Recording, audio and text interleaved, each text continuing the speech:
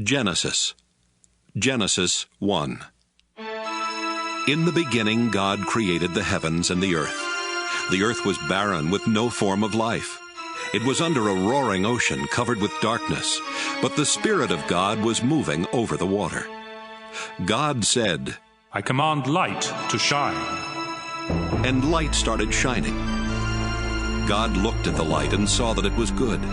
He separated light from darkness and named the light day and the darkness night. Evening came and then morning. That was the first day.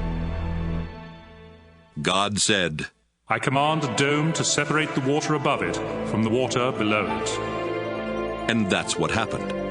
God made the dome and named it sky. Evening came and then morning. That was the second day. God said, "I command the water under the sky to come together in one place, so there will be dry ground." And that's what happened. God named the dry ground land, and he named the water ocean. God looked at what he had done and saw that it was good. God said, "I command the earth to produce all kinds of plants, including fruit trees and grain." And that's what happened. The earth produced all kinds of vegetation. God looked at what he had done, and it was good. Evening came, and then morning. That was the third day. God said, "I command lights to appear in the sky and to separate day from night, and to show the time for seasons, special days, and years. I command them to shine on the earth." And that's what happened. God made two powerful lights, the brighter one to rule the day and the other to rule the night. He also made the stars. Then God put these lights in the sky to shine on the earth, to rule day and night, and to separate light from darkness. God looked at what he had done, and it was good. Evening came, and then morning. That was the fourth day.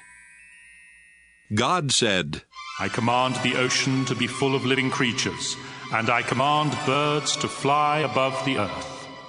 So God made the giant sea monsters and all the living creatures that swim in the ocean. He also made every kind of bird. God looked at what he had done, and it was good. Then he gave the living creatures his blessing. He told the ocean creatures to live everywhere in the ocean, and the birds to live everywhere on earth. Evening came, and then morning. That was the fifth day. God said, "I command the earth to give life to all kinds of tame animals, wild animals, and reptiles." And that's what happened. God made every one of them. Then he looked at what he had done, and it was good. God said, "Now we will make humans, and they will be like us. We will let them rule the fish, the birds, and all other living creatures." So God created humans to be like himself. He made men and women. God gave them his blessing and said, "Have a lot of children. Fill the earth with people and bring it under your control. Rule over the fish in the ocean, the birds in the sky, and every animal on the earth. I have provided all kinds of fruit and grain for you to eat, and I have given the green plants as food for everything else that breathes. These will be food for animals, both wild and tame, and for birds." God looked at what he had done. All of it was very good. Evening came, and then morning. That was the sixth day. Genesis 2. So the heavens and the earth and everything else were created. By the seventh day God had finished his work, and so he rested. God blessed the seventh day and made it special, because on that day he rested from his work. That's how God created the heavens and the earth. When the Lord God made the heavens and the earth, no grass or plants were growing anywhere. God had not yet sent any rain, and there was no one to work the land. But streams came up from the ground and watered the earth. The Lord God took a handful of soil and made a man. God breathed life into the man, and the man started breathing. The Lord made a garden in a place called Eden, which was in the east, and he put the man there. The Lord God placed all kinds of beautiful trees and fruit trees in the garden. 2 other trees were in the middle of the garden. One of the trees gave life. The other gave the power to know the difference between right and wrong. From Eden, a river flowed out to water the garden. Then it divided into 4 rivers.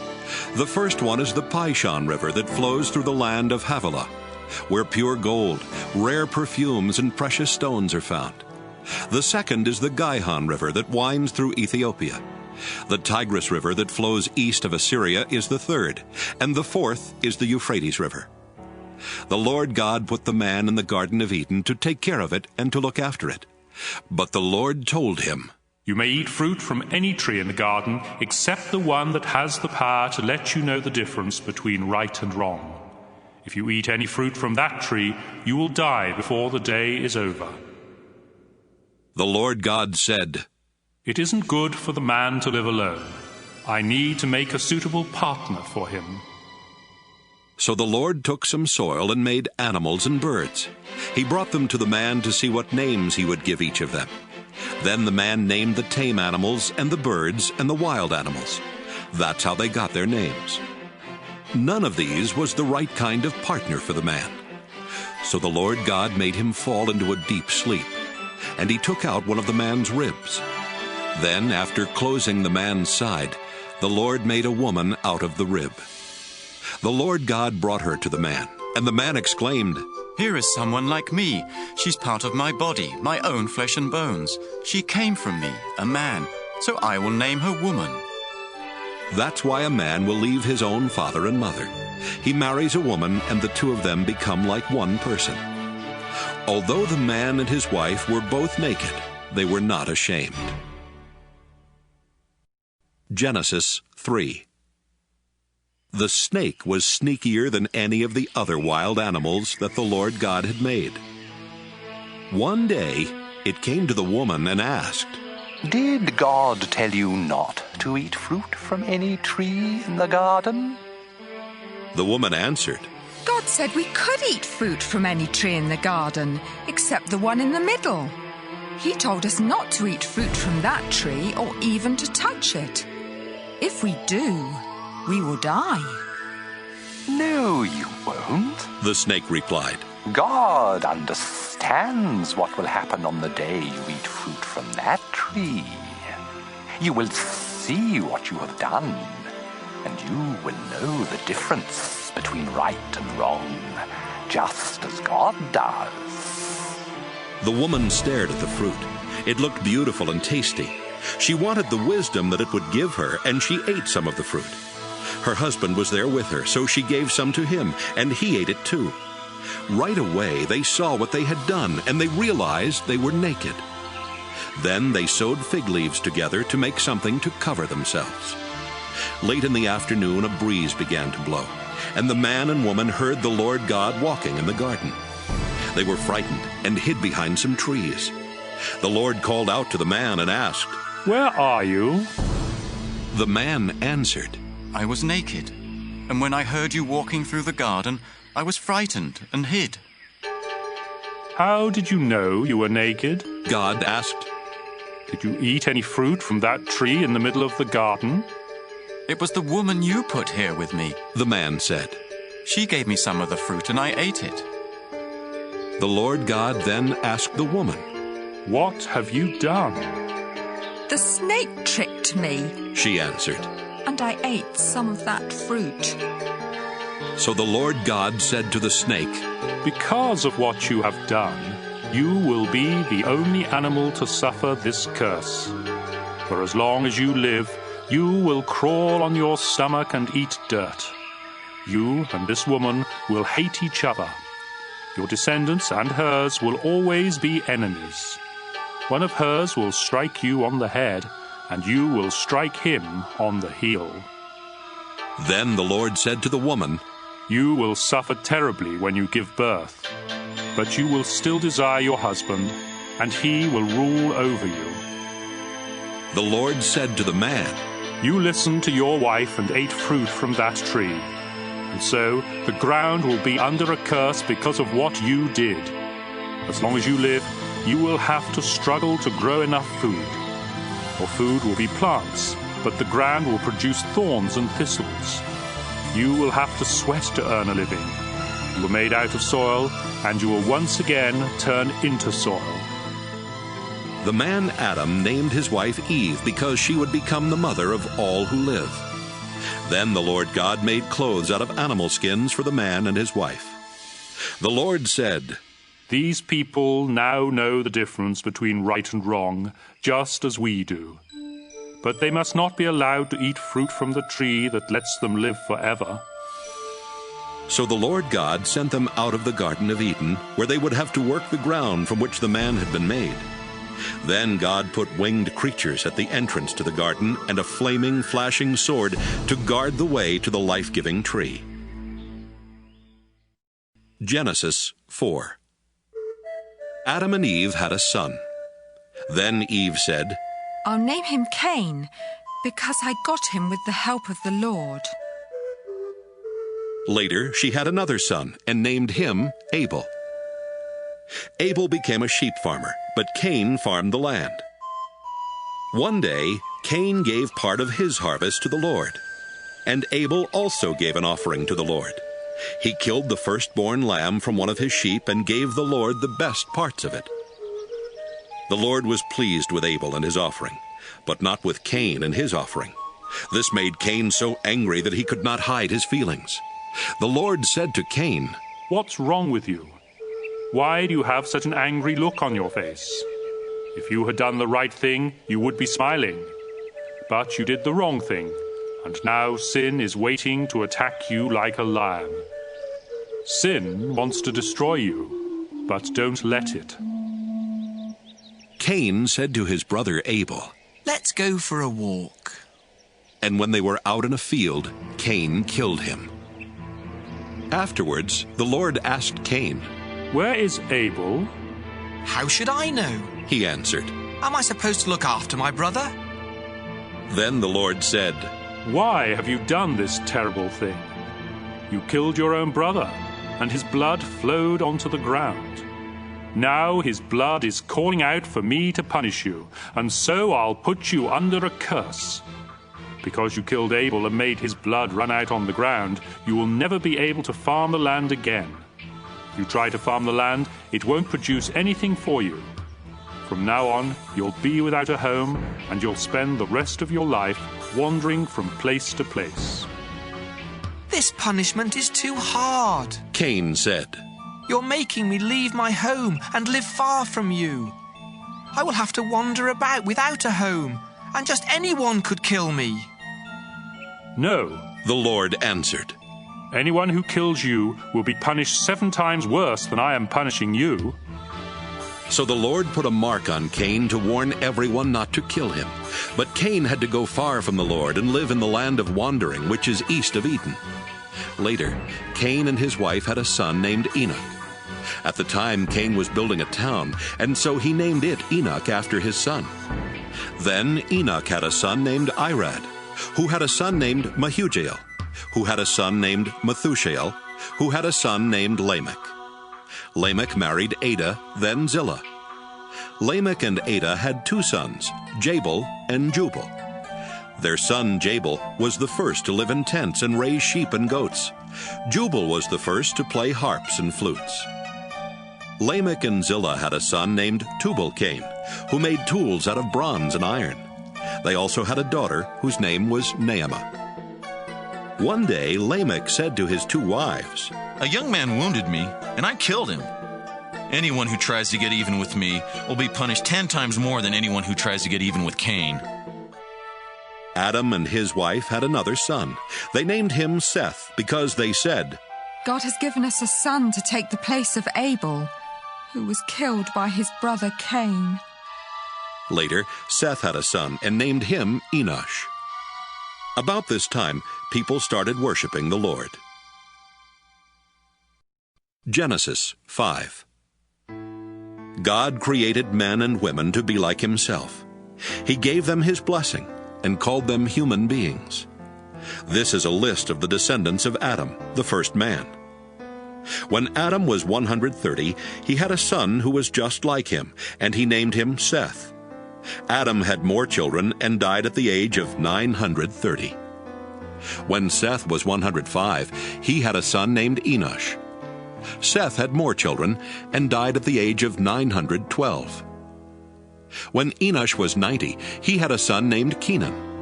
Enosh had more children and died at the age of 905.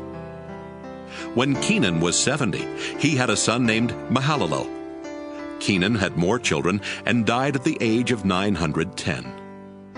When Mahalalel was 65, he had a son named Jared. Mahalalel had more children and died at the age of 895. When Jared was 162, he had a son named Enoch. Jared had more children and died at the age of 962. When Enoch was 65, he had a son named Methuselah, and during the next 300 years he had more children.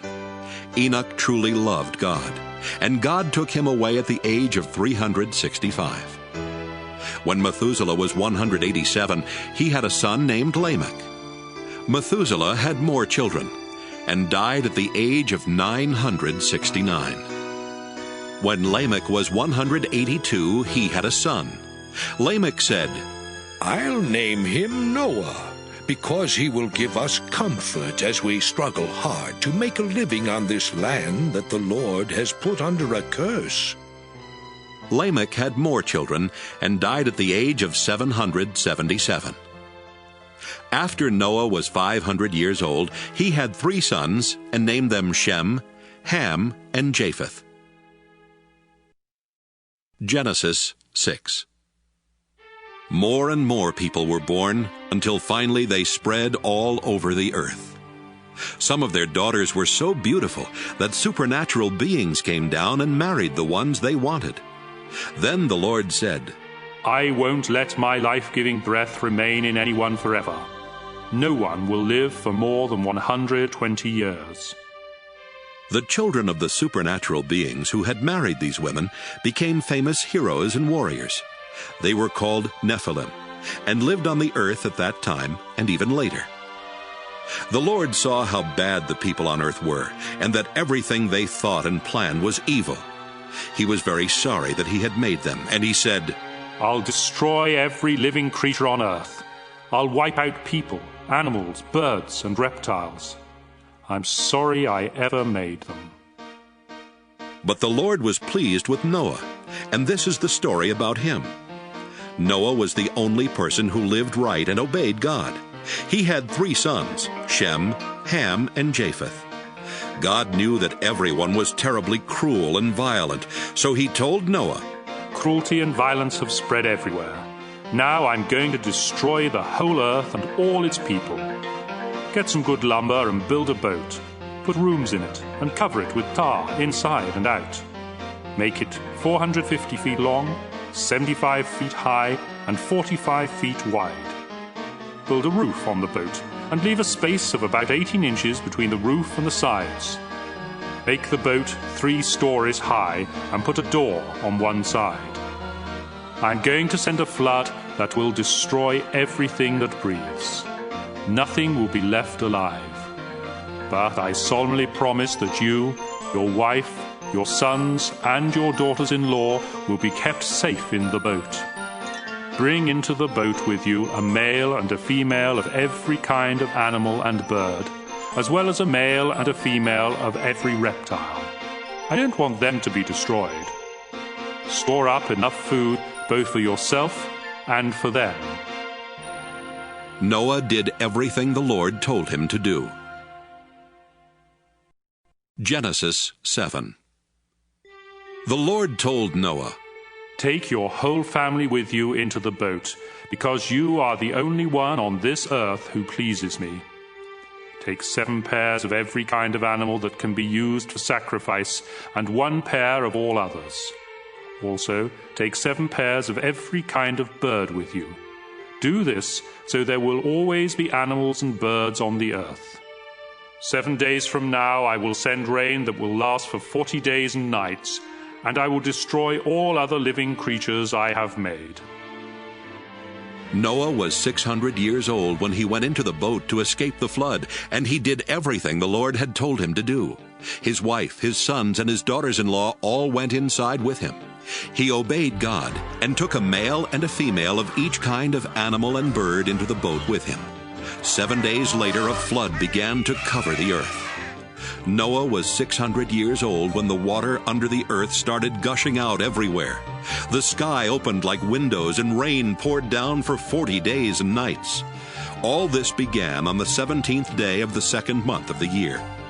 On that day, Noah and his wife went into the boat with their 3 sons, Shem, Ham, and Japheth, and their wives. They took along every kind of animal, tame and wild, including the birds.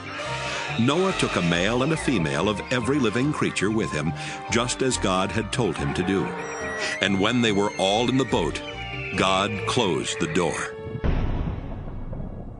For 40 days the rain poured down without stopping, and the water became deeper and deeper until the boat started floating high above the ground. Finally, the mighty flood was so deep that even the highest mountain peaks were almost 25 feet below the surface of the water. Not a bird, animal, reptile, or human was left alive anywhere on earth. The Lord destroyed everything that breathed. Nothing was left alive except Noah and the others in the boat. 150 days later, the water started going down. Genesis 8. God did not forget about Noah and the animals with him in the boat. So God made a wind blow, and the water started going down. God stopped up the places where the water had been gushing out from under the earth. He also closed up the sky, and the rain stopped. For 150 days, the water slowly went down. Then, on the 17th day of the 7th month of the year, the boat came to rest somewhere in the Ararat Mountains. The water kept going down, and the mountaintops could be seen on the first day of the 10th month. 40 days later, Noah opened a window to send out a raven, but it kept flying around until the water had dried up. Noah wanted to find out if the water had gone down, and he sent out a dove. Deep water was still everywhere, and the dove could not find a place to land, so it flew back to the boat.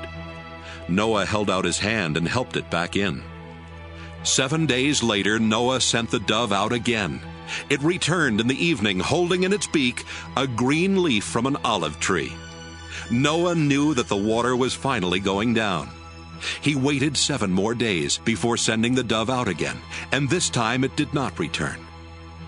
Noah was now 601 years old, and by the first day of that year, almost all the water had gone away.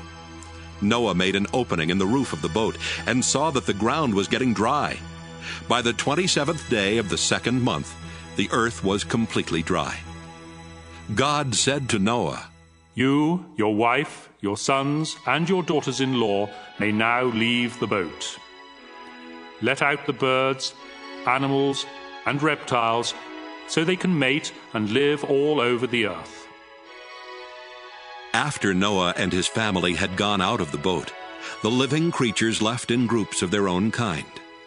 Noah built an altar where he could offer sacrifices to the Lord. Then he offered on the altar one of each kind of animal and bird that could be used for a sacrifice. The smell of the burning offering pleased God, and he said, "Never again will I punish the earth for the sinful things its people do. All of them have evil thoughts from the time they are young. But I will never destroy everything that breathes, as I did this time. As long as the earth remains, there will be planting and harvest, cold and heat, winter and summer, day and night." Genesis 9. God said to Noah and his sons, "I am giving you my blessing. Have a lot of children and grandchildren, so people will live everywhere on this earth.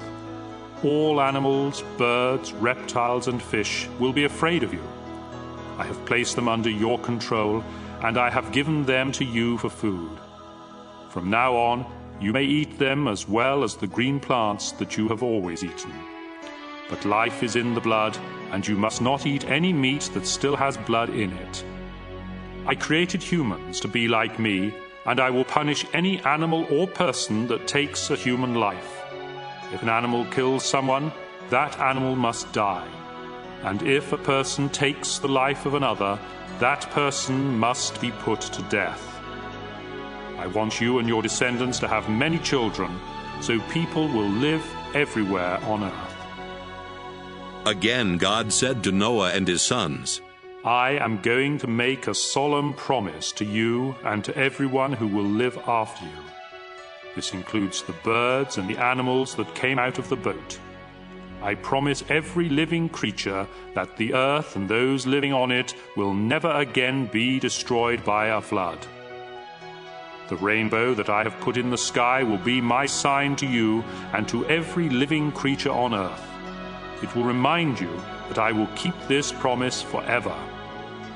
When I send clouds over the earth and a rainbow appears in the sky, I will remember my promise to you and to all other living creatures. Never again will I let floodwaters destroy all life. When I see the rainbow in the sky, I will always remember the promise that I have made to every living creature. The rainbow will be the sign of that solemn promise. Noah and his sons, Shem, Ham, and Japheth, came out of the boat. Ham later had a son named Canaan. All people on earth are descendants of Noah's 3 sons. Noah farmed the land and was the first to plant a vineyard. One day he got drunk and was lying naked in his tent. Ham entered the tent and saw him naked, then went back outside and told his brothers. Shem and Japheth put a robe over their shoulders and walked backward into the tent. Without looking at their father, they placed it over his body. When Noah woke up and learned what his youngest son Ham had done, he said, I now put a curse on Canaan. He will be the lowest slave of his brothers. I ask the Lord my God to bless Shem and make Canaan his slave. I pray that the Lord will give Japheth more and more land, and let him take over the territory of Shem. May Canaan be his slave. Noah lived 350 years after the flood, and died at the age of 950. Genesis 10. After the flood, Shem, Ham, and Japheth had many descendants. Japheth's descendants had their own languages, tribes, and land. They were Gomer, Magog, Madai, Javan, Tubal, Meshech, and Tyrus. Gomer was the ancestor of Ashkenaz, Riphath, and Togarmah.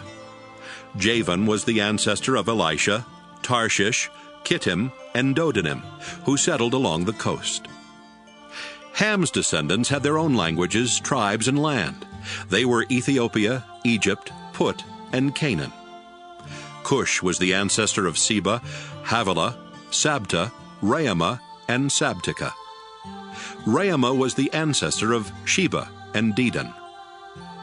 Cush was also the ancestor of Nimrod, a mighty warrior whose strength came from the Lord.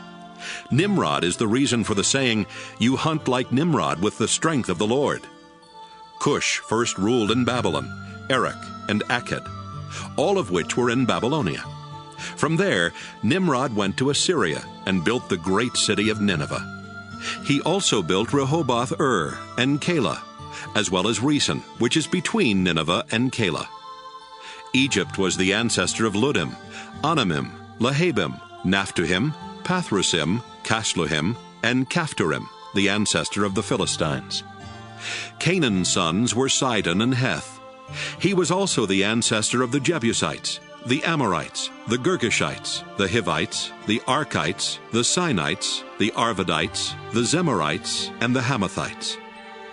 Later, the Canaanites spread from the territory of Sidon and went as far as Gaza in the direction of Gerar. They also went as far as Lasha in the direction of Sodom, Gomorrah, Admah, and Zeboim. Shem's descendants had their own languages, tribes, and land. He was the older brother of Japheth and the ancestor of the tribes of Eber. Shem was the ancestor of Elam, Asher, Arpachshad, Lud, and Aram. Aram was the ancestor of Uz, Hul, Jether, and Mash. Arpachshad was the father of Shelah and the grandfather of Eber, whose first son was named Peleg, because it was during his time that tribes divided up the earth. Eber's second son was Joktan. Joktan was the ancestor of Almodad, Sheleph, Hazarmaveth, Jireh, Hadoram, Uzal, Diklah, Obal, Abimael, Sheba, Ophir, Havilah, and Jobab.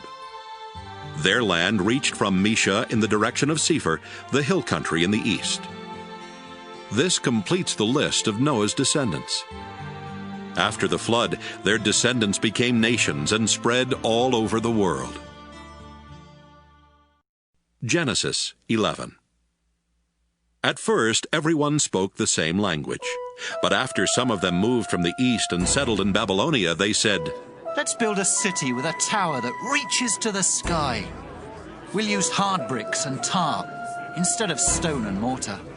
We'll become famous, and we won't be scattered all over the world." But when the Lord came down to look at the city and the tower, he said, These people are working together because they all speak the same language.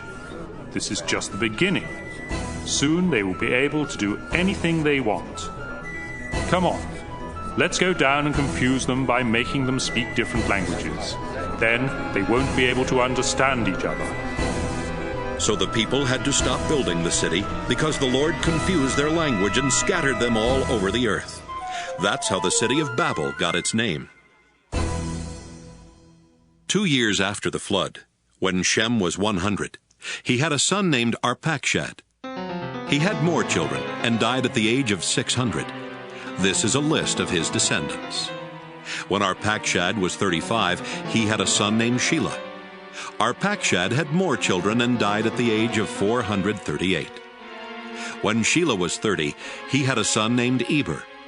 Shelah had more children and died at the age of 433. When Eber was 34, he had a son named Peleg. Eber had more children and died at the age of 464. When Peleg was 30, he had a son named Reu. Peleg had more children and died at the age of 239. When Reu was 32, he had a son named Serug. Reu had more children and died at the age of 239. When Serug was 30, he had a son named Nahor. Serug had more children and died at the age of 230. When Nahor was 29, he had a son named Terah. Nahor had more children and died at the age of 148. After Terah was 70 years old, he had 3 sons, Abram, Nahor, and Haran, who became the father of Lot. Terah's sons were born in the city of Ur in Chaldea, and Haran died there before the death of his father. The following is the story of Terah's descendants.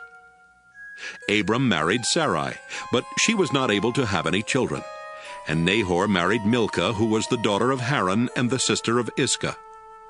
Terah decided to move from Ur to the land of Canaan. He took along Abram and Sarai and his grandson Lot, the son of Haran. But when they came to the city of Haran, they decided to settle there instead.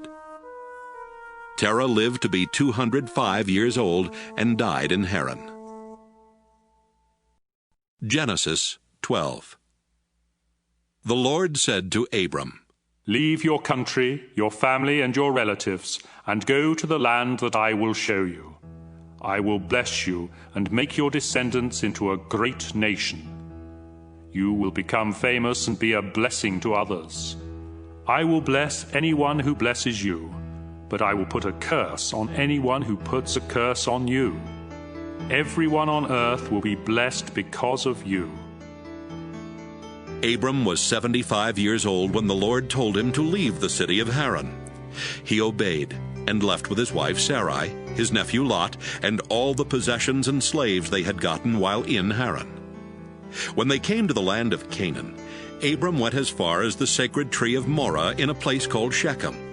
The Canaanites were still living in the land at that time, but the Lord appeared to Abram and promised, I will give this land to your family forever. Abram then built an altar there for the Lord. Abram traveled to the hill country east of Bethel and camped between Bethel and Ai, where he built another altar and worshipped the Lord. Later, Abram started out toward the southern desert. The crops failed, and there was no food anywhere in the land. So Abram and his wife Sarai went to live in Egypt for a while. But just before they got there, he said, Sarai, you are really beautiful. When the Egyptians see how lovely you are, they will murder me because I am your husband. But they won't kill you. Please save my life by saying that you are my sister." As soon as Abram and Sarai arrived in Egypt, the Egyptians noticed how beautiful she was. The king's officials told him about her, and she was taken to his house. The king was good to Abram because of Sarai, and Abram was given sheep, cattle, donkeys, slaves, and camels.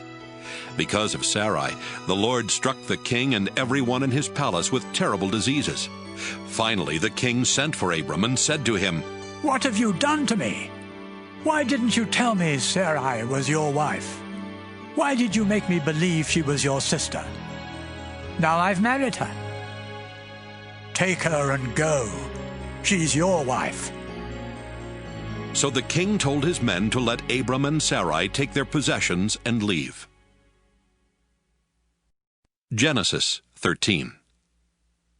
Abram and Sarai took everything they owned and went to the southern desert. Lot went with them.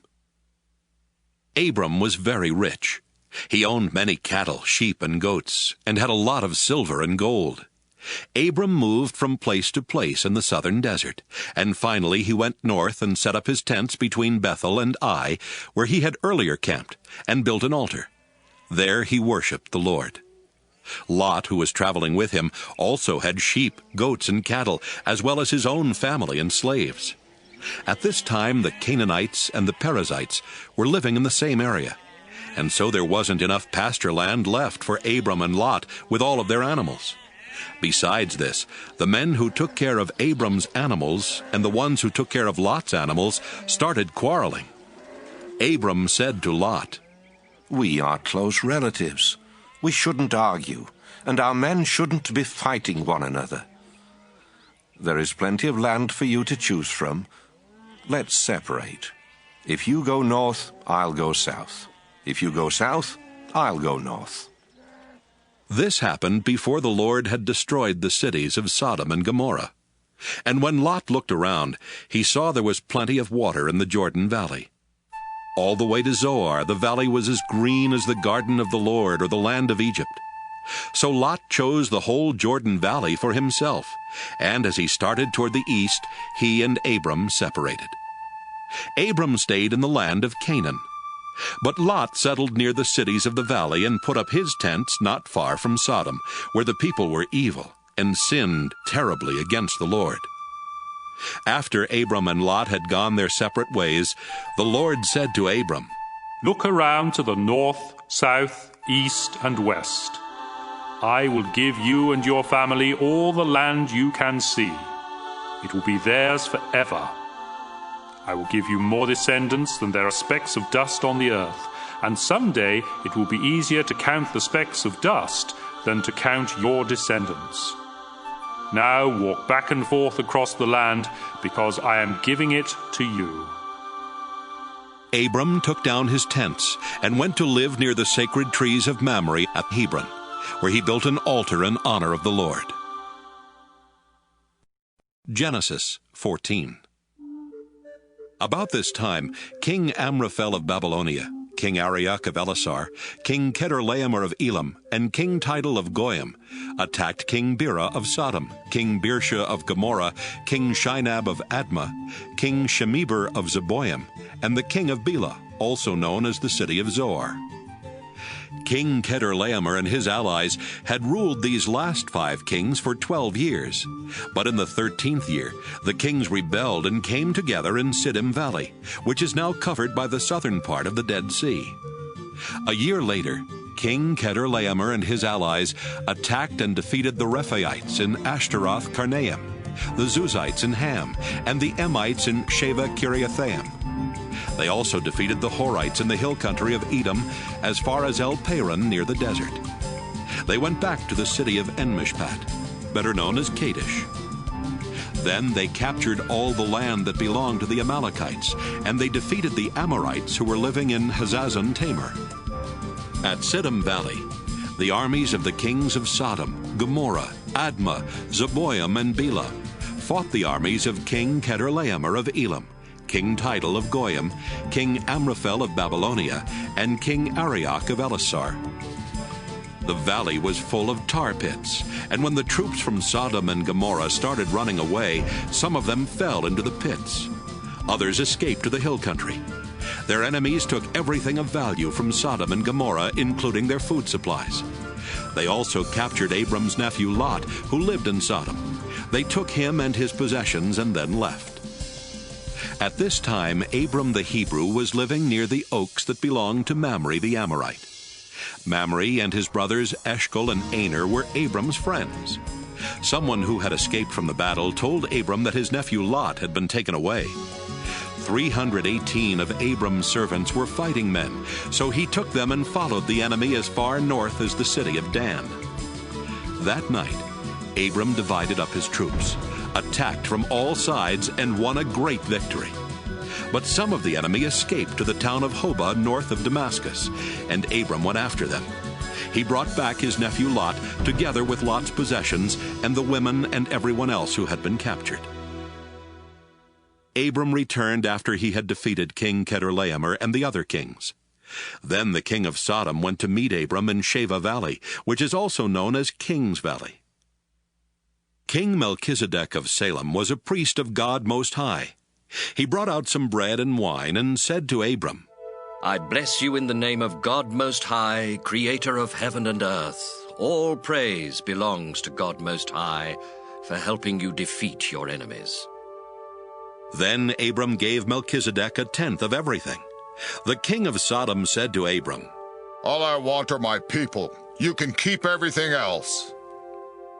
Abram answered, The Lord God Most High made the heavens and the earth, and I have promised him that I won't keep anything of yours, not even a sandal strap or a piece of thread.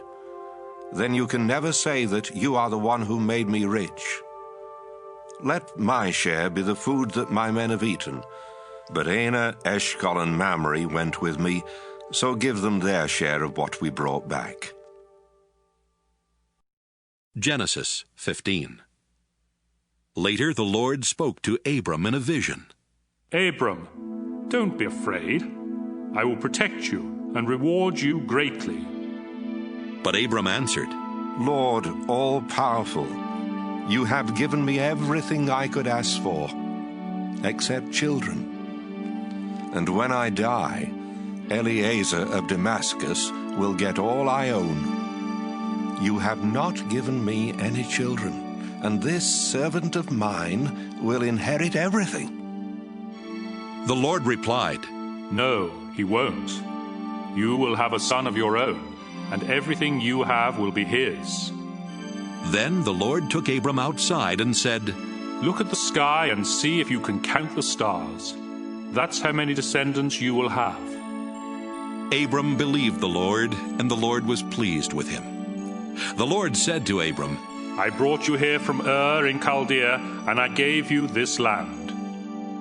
Abram asked, Lord God, how can I know the land will be mine? Then the Lord told him, Bring me a 3-year-old cow, a 3-year-old female goat, a 3-year-old ram, a dove, and a young pigeon. Abram obeyed the Lord. Then he cut the animals in half and laid the 2 halves of each animal opposite each other on the ground. But he did not cut the doves and pigeons in half. And when birds came down to eat the animals, Abram chased them away. As the sun was setting, Abram fell into a deep sleep, and everything became dark and frightening. Then the Lord said, Abram, you will live to an old age and die in peace. But I solemnly promise that your descendants will live as foreigners in a land that doesn't belong to them. They will be forced into slavery and abused for 400 years. But I will terribly punish the nation that enslaves them, and they will leave with many possessions. 4 generations later, your descendants will return here and take this land, because only then will the people who live here be so sinful that they deserve to be punished. Sometime after sunset, when it was very dark, a smoking cooking pot and a flaming fire went between the 2 halves of each animal. At that time, the Lord made an agreement with Abram and told him, I will give your descendants the land east of the Shihor River on the border of Egypt as far as the Euphrates River. They will possess the land of the Kenites, the Kenizzites, the Cadmonites, the Hittites, the Perizzites, the Rephaites, the Amorites, the Canaanites, the Girgashites, and the Jebusites. Genesis 16. Abram's wife Sarai had not been able to have any children, but she owned a young Egyptian slave woman named Hagar. And Sarai said to Abram, The Lord has not given me any children. Sleep with my slave, and if she has a child, it will be mine. Abram agreed, and Sarai gave him Hagar to be his wife.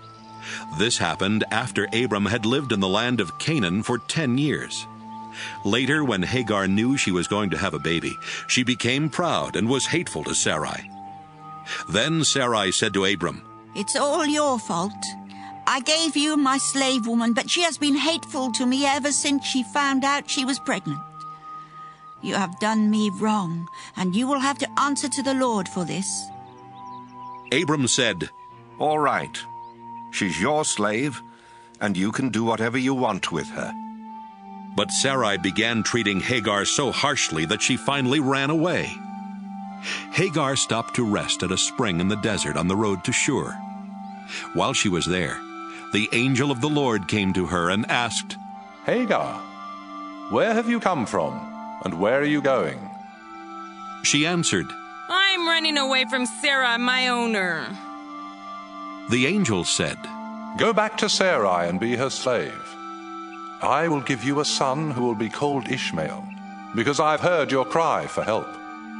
And later I will give you so many descendants that no one will be able to count them all. But your son will live far from his relatives. He will be like a wild donkey, fighting everyone, and everyone fighting him. Hagar thought, Have I really seen God and lived to tell about it? So from then on she called him the God who sees me. That's why people call the well between Kadesh and Bered the well of the living one who sees me. Abram was 86 years old when Hagar gave birth to their son, and he named him Ishmael. Genesis 17. Abram was 99 years old when the Lord appeared to him again and said, I am God all-powerful. If you obey me and always do right, I will keep my solemn promise to you and give you more descendants than can be counted. Abram bowed with his face to the ground. And God said, I promise that you will be the father of many nations. That's why I now change your name from Abram to Abraham. I will give you a lot of descendants, and in the future they will become great nations. Some of them will even be kings. I will always keep the promise I have made to you and your descendants, because I am your God and their God. I will give you and them the land in which you are now a foreigner. I will give the whole land of Canaan to your family forever, and I will be their God. Abraham, you and all future members of your family must promise to obey me. As the sign that you are keeping this promise, you must circumcise every man and boy in your family. From now on, your family must circumcise every baby boy when he is 8 days old. You must even circumcise any man or boy you have as a slave, both those born in your homes and those you buy from foreigners. This will be a sign that my promise to you will last forever. Any man who isn't circumcised hasn't kept his promise to me and cannot be one of my people. Abraham, your wife's name will now be Sarah instead of Sarai. I will bless her, and you will have a son by her. She will become the mother of nations, and some of her descendants will even be kings. Abraham bowed with his face to the ground and thought, I am almost 100 years old. How can I become a father? And Sarah is 90. How can she have a child? So he started laughing. Then he asked God, Why not let Ishmael inherit what you have promised me?" But God answered, "No, you and Sarah will have a son. His name will be Isaac, and I will make an everlasting promise to him and his descendants. I have heard what you asked me to do for Ishmael, and so I will also bless him with many descendants. He will be the father of 12 princes, and I will make his family a great nation. But your son Isaac will be born about this time next year, and the promise I am making to you and your family will be for him and his descendants forever." God finished speaking to Abraham and then left. On that same day, Abraham obeyed God by circumcising Ishmael. Abraham was also circumcised, and so were all other men and boys in his household, including his servants and slaves. He was 99 years old at the time, and his son Ishmael was 13. Genesis 18. One hot summer afternoon, Abraham was sitting by the entrance to his tent near the sacred trees of Mamre when the Lord appeared to him. Abraham looked up and saw 3 men standing nearby. He quickly ran to meet them, bowed with his face to the ground, and said, "Please, come to my home where I can serve you. I'll have some water brought so you can wash your feet. Then you can rest under the tree. Let me get you some food to give you strength before you leave. I would be honored to serve you." "Thank you very much," they answered. "We accept your offer." Abraham quickly went to his tent and said to Sarah, "Hurry, get a large sack of flour and make some bread." After saying this, he rushed off to his herd of cattle and picked out one of the best calves, which his servant quickly prepared. He then served his guests some yogurt and milk together with the meat. While they were eating, he stood near them under the trees, and they asked, "Where is your wife, Sarah?" "She's right there, in the tent," Abraham answered. One of the guests was the Lord, and he said, "I'll come back about this time next year, and when I do, Sarah will already have a son." Sarah was behind Abraham, listening at the entrance to the tent. Abraham and Sarah were very old, and Sarah was well past the age for having children. So she laughed and said to herself, "Now that I am worn out and my husband is old, will I really know such happiness?" The Lord asked Abraham, "Why did Sarah laugh? Does she doubt that she can have a child in her old age? I am the Lord. There is nothing too difficult for me. I'll come back next year at the time I promised, and Sarah will already have a son." Sarah was so frightened that she lied and said, "I didn't laugh."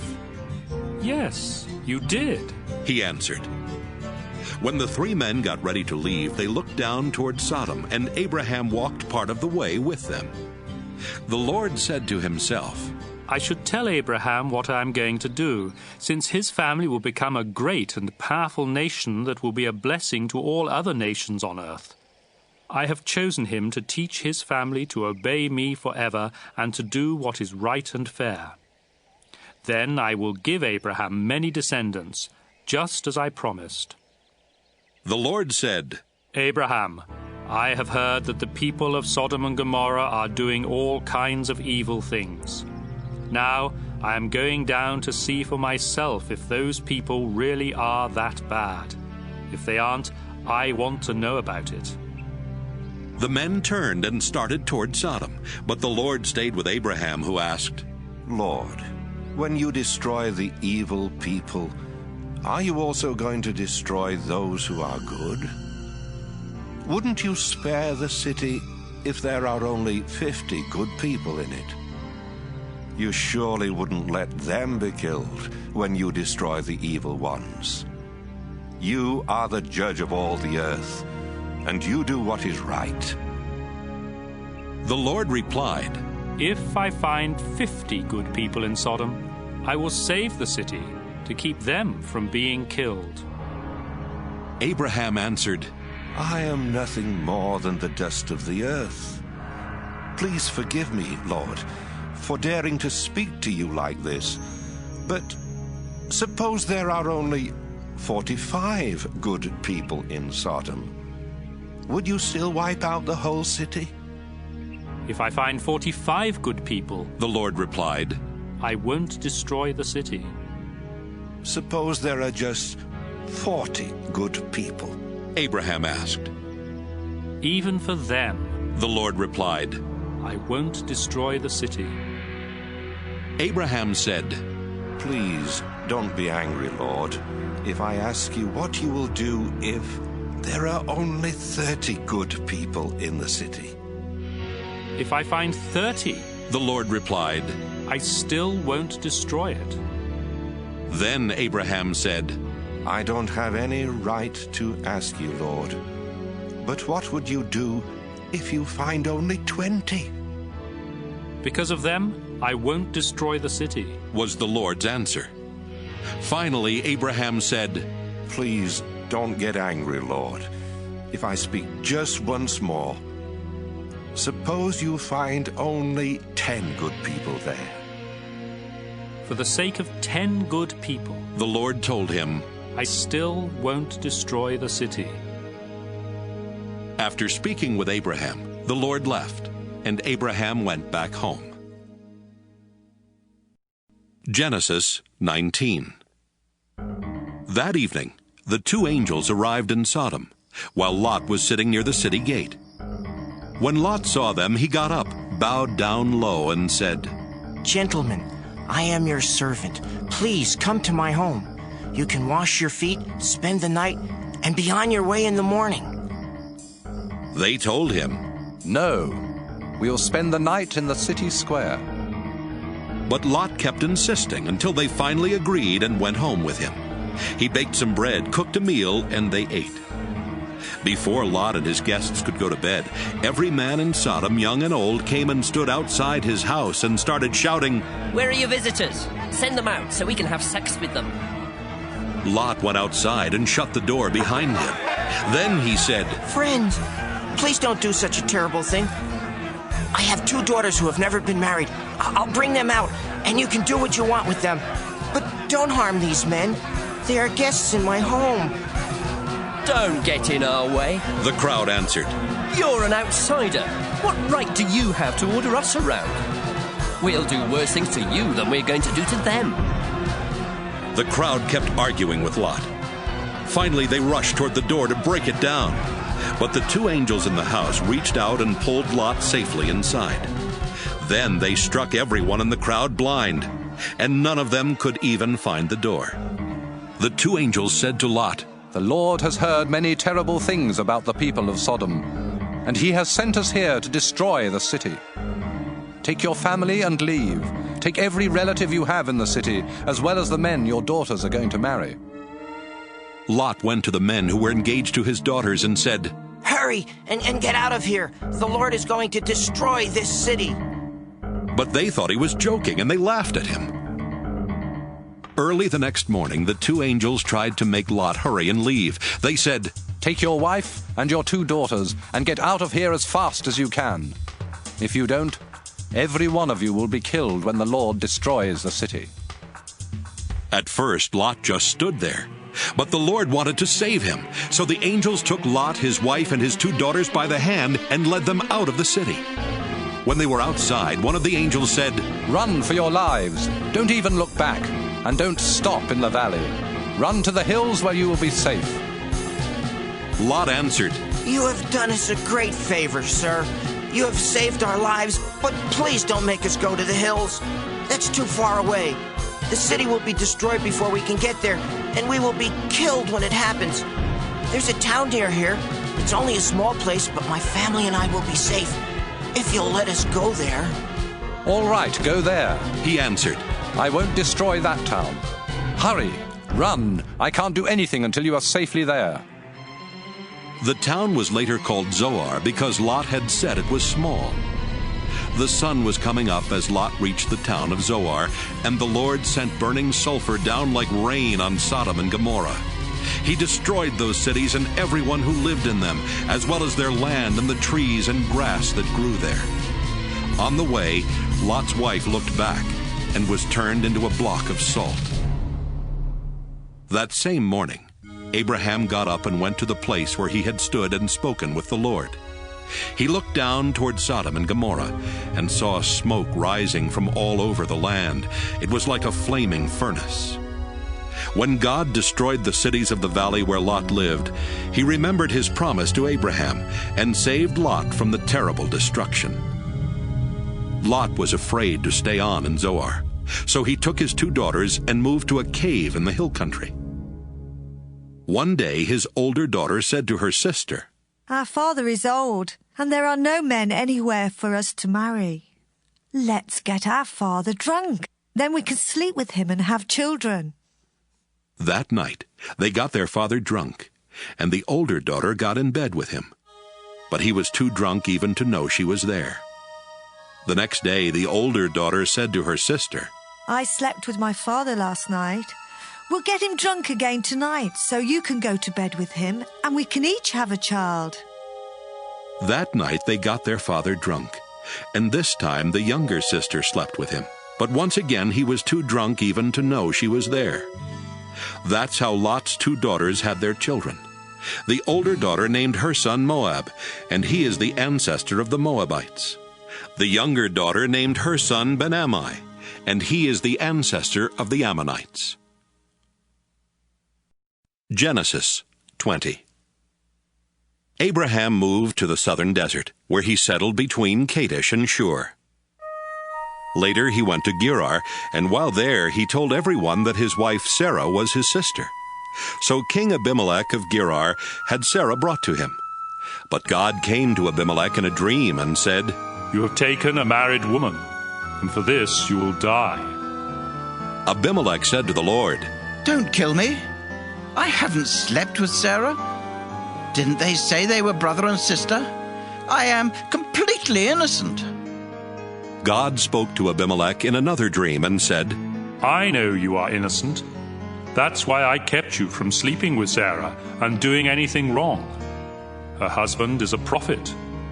Let her go back to him, and his prayers will save you from death. But if you don't return her, you and all your people will die."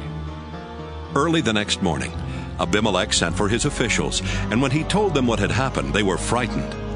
Abimelech then called in Abraham and said, "Look what you've done to us. What have I ever done to you? Why did you make me and my nation guilty of such a terrible sin? What were you thinking when you did this?"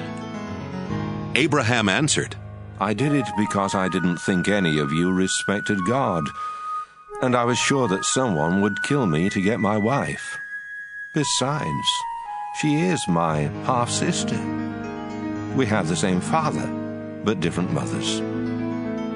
When God made us leave my father's home and start wandering, I told her, 'If you really love me, you will tell everyone that I am your brother.'" Abimelech gave Abraham some sheep, cattle, and slaves. He sent Sarah back and told Abraham that he could settle anywhere in his country. Then he said to Sarah, "I have given your brother 1,000 pieces of silver as proof to everyone that you have done nothing wrong." Meanwhile, God had kept Abimelech's wife and slaves from having children. But Abraham prayed, and God let them start having children again. Genesis 21. The Lord was good to Sarah and kept his promise. Although Abraham was very old, Sarah had a son exactly at the time God had said. Abraham named his son Isaac, and when the boy was 8 days old, Abraham circumcised him, just as the Lord had commanded. Abraham was 100 years old when Isaac was born, and Sarah said, "God has made me laugh. Now everyone will laugh with me. Who would have dared to tell Abraham that someday I would have a child? But in his old age, I have given him a son."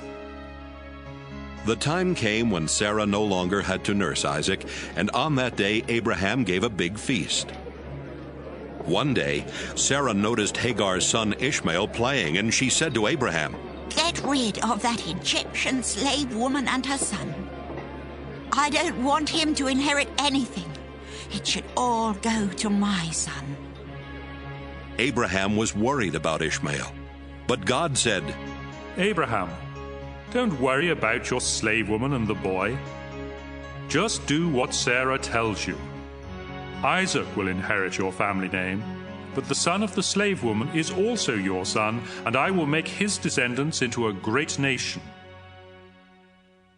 Early the next morning, Abraham gave Hagar an animal skin full of water and some bread. Then he put the boy on her shoulder and sent them away. They wandered around in the desert near Beersheba, and after they had run out of water, Hagar put her son under a bush. Then she sat down a long way off because she could not bear to watch him die, and she cried bitterly. When God heard the boy crying, the angel of God called out to Hagar from heaven and said, Hagar, why are you worried? Don't be afraid. I have heard your son crying. Help him up and hold his hand, because I will make him the father of a great nation. Then God let her see a well. So she went to the well and filled the skin with water, then gave some to her son. God blessed Ishmael, and as the boy grew older, he became an expert with his bow and arrows. He lived in the Paran desert, and his mother chose an Egyptian woman for him to marry. About this time, Abimelech and his army commander Phicol said to Abraham, God blesses everything you do. Now I want you to promise in the name of God that you will always be loyal to me and my descendants, just as I have always been loyal to you in this land where you have lived as a foreigner. And so Abraham promised. One day, Abraham told Abimelech, Some of your servants have taken over one of my wells. This is the first I've heard about it. Abimelech replied. Why haven't you said something before? I don't have any idea who did it. Abraham gave Abimelech some sheep and cattle, and then the two men made a peace treaty. Abraham separated 7 female lambs from his flock of sheep, and Abimelech asked, Why have you done this? Abraham told him, I want you to accept these 7 lambs as proof that I dug this well. So they called the place Beersheba, because they made a treaty there. When the treaty was completed, Abimelech and his army commander Phicol went back to the land of the Philistines. Abraham planted a tamarisk tree in Beersheba and worshipped the eternal Lord God. Then Abraham lived a long time as a foreigner in the land of the Philistines. Genesis 22. Some years later, God decided to test Abraham, so he spoke to him. Abraham answered, Here I am, Lord. The Lord said, Go, get Isaac, your only son, the one you dearly love. Take him to the land of Moriah, and I will show you a mountain, where you must sacrifice him to me on the fires of an altar. So Abraham got up early the next morning and chopped wood for the fire. He put a saddle on his donkey and left with Isaac and 2 servants for the place where God had told him to go. 3 days later, Abraham looked off in the distance and saw the place. He told his servants, Stay here with the donkey, while my son and I go over there to worship. We will come back. Abraham put the wood on Isaac's shoulder, but he carried the hot coals and the knife. As the 2 of them walked along, Isaac said, Father, we have the coals and the wood, but where is the lamb for the sacrifice? My son, Abraham answered, God will provide the lamb. The 2 of them walked on, and when they reached the place that God had told him about, Abraham built an altar and placed the wood on it. Next, he tied up his son and put him on the wood. He then took the knife and got ready to kill his son. But the Lord's angel shouted from heaven, Abraham! Abraham! Here I am, he answered. Don't hurt the boy or harm him in any way. The angel said, Now I know that you truly obey God, because you were willing to offer him your only son. Abraham looked up and saw a ram caught by its horns in the bushes. So he took the ram and sacrificed it in place of his son. Abraham named that place, The Lord Will Provide. And even now people say, On the mountain of the Lord it will be provided. The Lord's angel called out from heaven a second time. You were willing to offer the Lord your only son, and so he makes you this solemn promise. I will bless you and give you such a large family that someday your descendants will be more numerous than the stars in the sky or the grains of sand along the beach. They will defeat their enemies and take over the cities where their enemies live.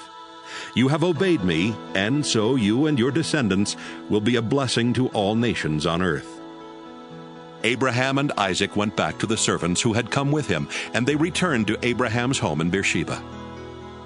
Abraham's brother Nahor had married Milcah, and Abraham was later told that they had 8 sons.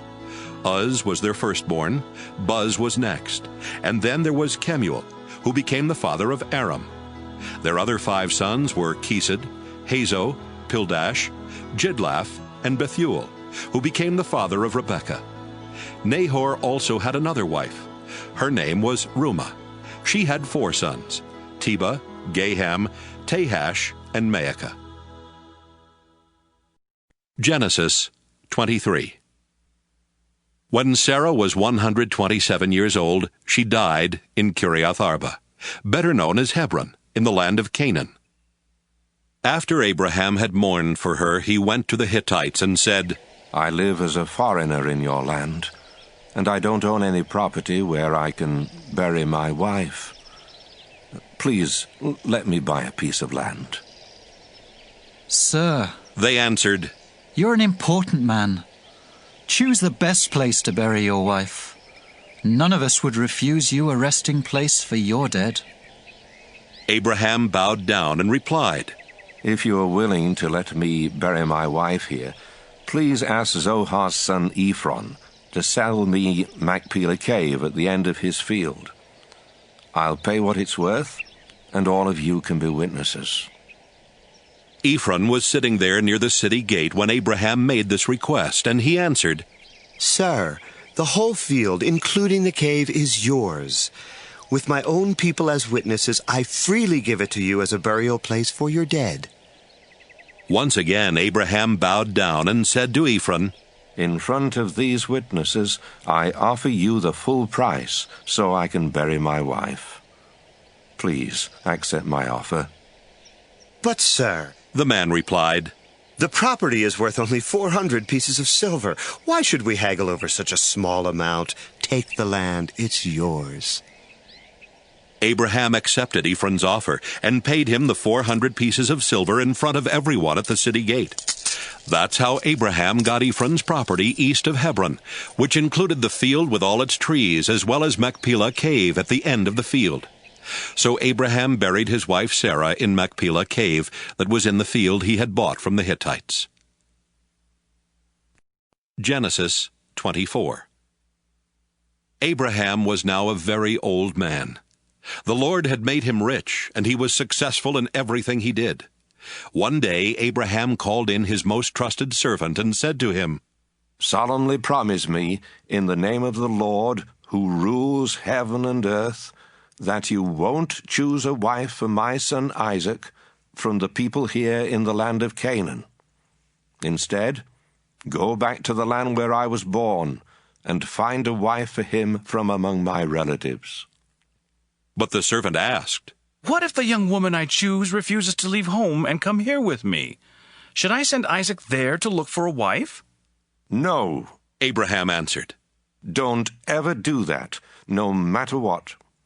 The Lord who rules heaven brought me here from the land where I was born and promised that he would give this land to my descendants forever.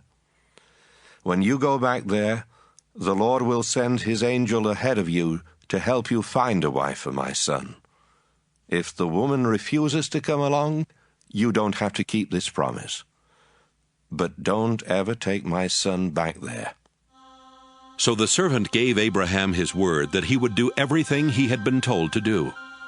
Soon after that, the servant loaded 10 of Abraham's camels with valuable gifts. Then he set out for the city in northern Syria where Abraham's brother Nahor lived. When he got there, he let the camels rest near the well outside the city. It was late afternoon, the time when the women came out for water. The servant prayed, "You, Lord, are the God my master Abraham worships. Please keep your promise to him and let me find a wife for Isaac today.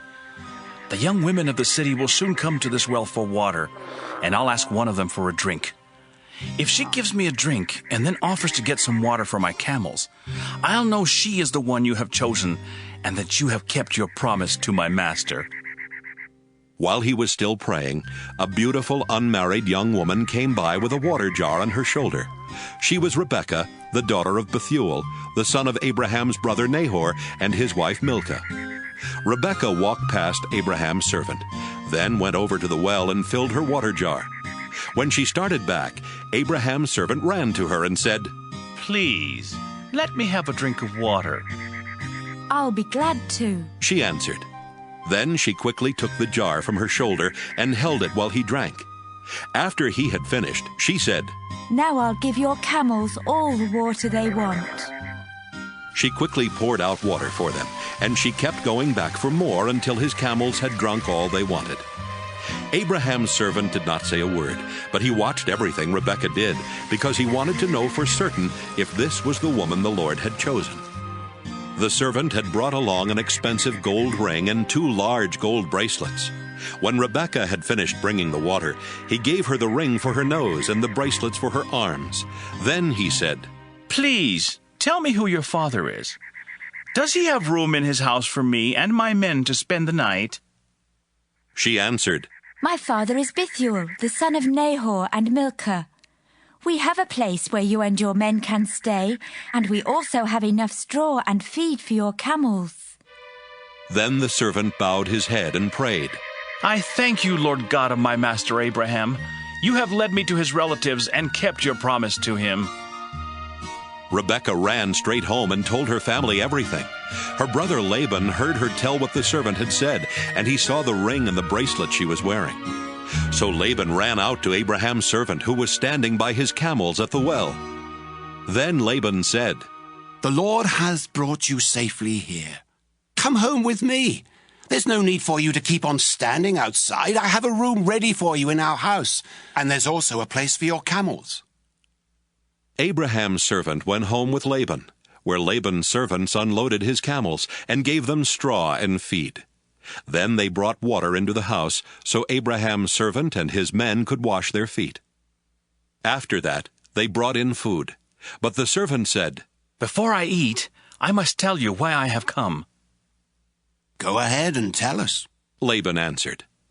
The servant explained, "I am Abraham's servant. The Lord has been good to my master, and he has made him very rich. He has given him many sheep, goats, cattle, camels, and donkeys, as well as a lot of silver and gold, and many slaves. Sarah, my master's wife, didn't have any children until she was very old.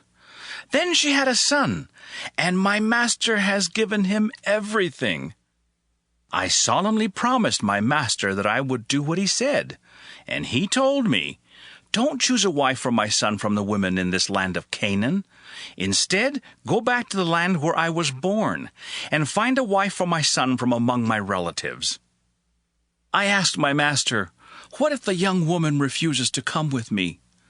My master answered, 'I have always obeyed the Lord, and he will send his angel to help you find my son a wife from among my own relatives. But if they refuse to let her come back with you, then you are freed from your promise.' When I came to the well today, I silently prayed, 'You, Lord, are the God my master Abraham worships, so please lead me to a wife for his son while I am here at the well. When a young woman comes out to get water, I'll ask her to give me a drink. If she gives me a drink and offers to get some water for my camels, I'll know she is the one you have chosen.' Even before I had finished praying, Rebekah came by with a water jar on her shoulder. When she had filled the jar, I asked her for a drink. She quickly lowered the jar from her shoulder and said, 'Have a drink, then I'll get water for your camels.' So I drank, and after that she got some water for my camels. I asked her who her father was, and she answered, 'My father is Bethuel, the son of Nahor and Milcah.' Right away I put the ring in her nose and the bracelets on her arms. Then I bowed my head and gave thanks to the God my master Abraham worships. The Lord had led me straight to my master's relatives, and I had found a wife for his son. Now, please tell me if you are willing to do the right thing for my master. Will you treat him fairly, or do I have to look for another young woman?" Laban and Bethuel answered, "The Lord has done this. We have no choice in the matter. Take Rebekah with you. She can marry your master's son, just as the Lord has said." Abraham's servant bowed down and thanked the Lord. Then he gave clothing as well as silver and gold jewelry to Rebekah. He also gave expensive gifts to her brother and her mother. Abraham's servant and the men with him ate and drank, then spent the night there. The next morning they got up, and the servant told Rebekah's mother and brother, "I would like to go back to my master now." "Let Rebekah stay with us for a week or 10 days. They answered. Then she may go." But he said, "Don't make me stay any longer. The Lord has already helped me find a wife for my master's son. Now let us return." They answered, "Let's ask Rebekah what she wants to do." They called her and asked, "Are you willing to leave with this man right now?" "Yes," she answered. So they agreed to let Rebekah and an old family servant woman leave immediately with Abraham's servant and his men.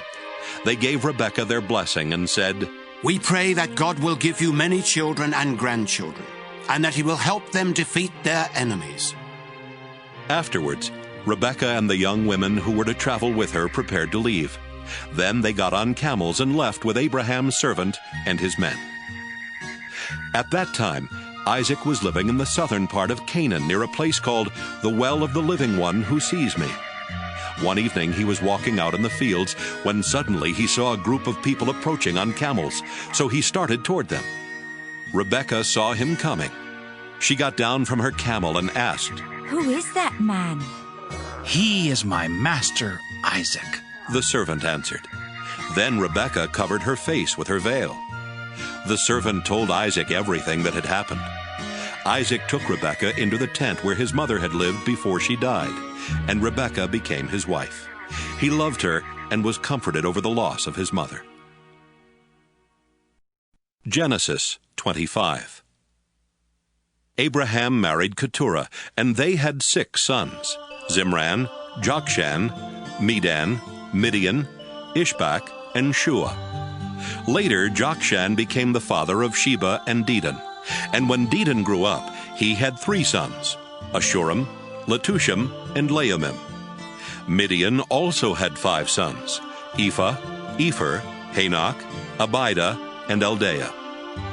While Abraham was still alive, he gave gifts to the son of Hagar and Keturah. He also sent their sons to live in the east far from his son Isaac, and when Abraham died, he left everything to Isaac. Abraham died at the ripe old age of 175. His sons Isaac and Ishmael buried him east of Hebron in Machpelah Cave, that was part of the field Abraham had bought from Ephron, son of Zohar the Hittite. Abraham was buried there beside his wife Sarah.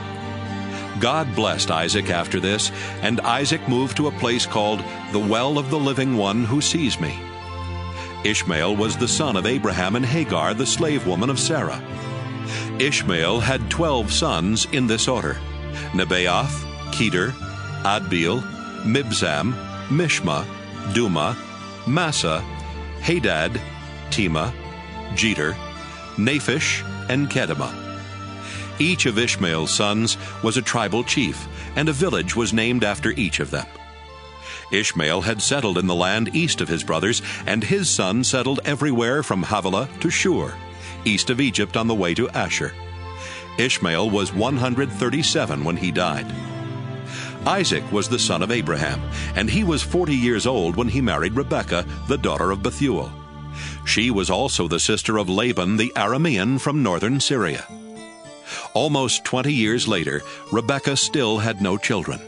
So Isaac asked the Lord to let her have a child, and the Lord answered his prayer.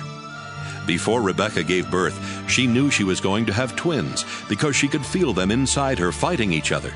She thought, Why is this happening to me? Finally, she asked the Lord why her twins were fighting, and he told her, Your 2 sons will become 2 separate nations. The younger of the 2 will be stronger, and the older son will be his servant.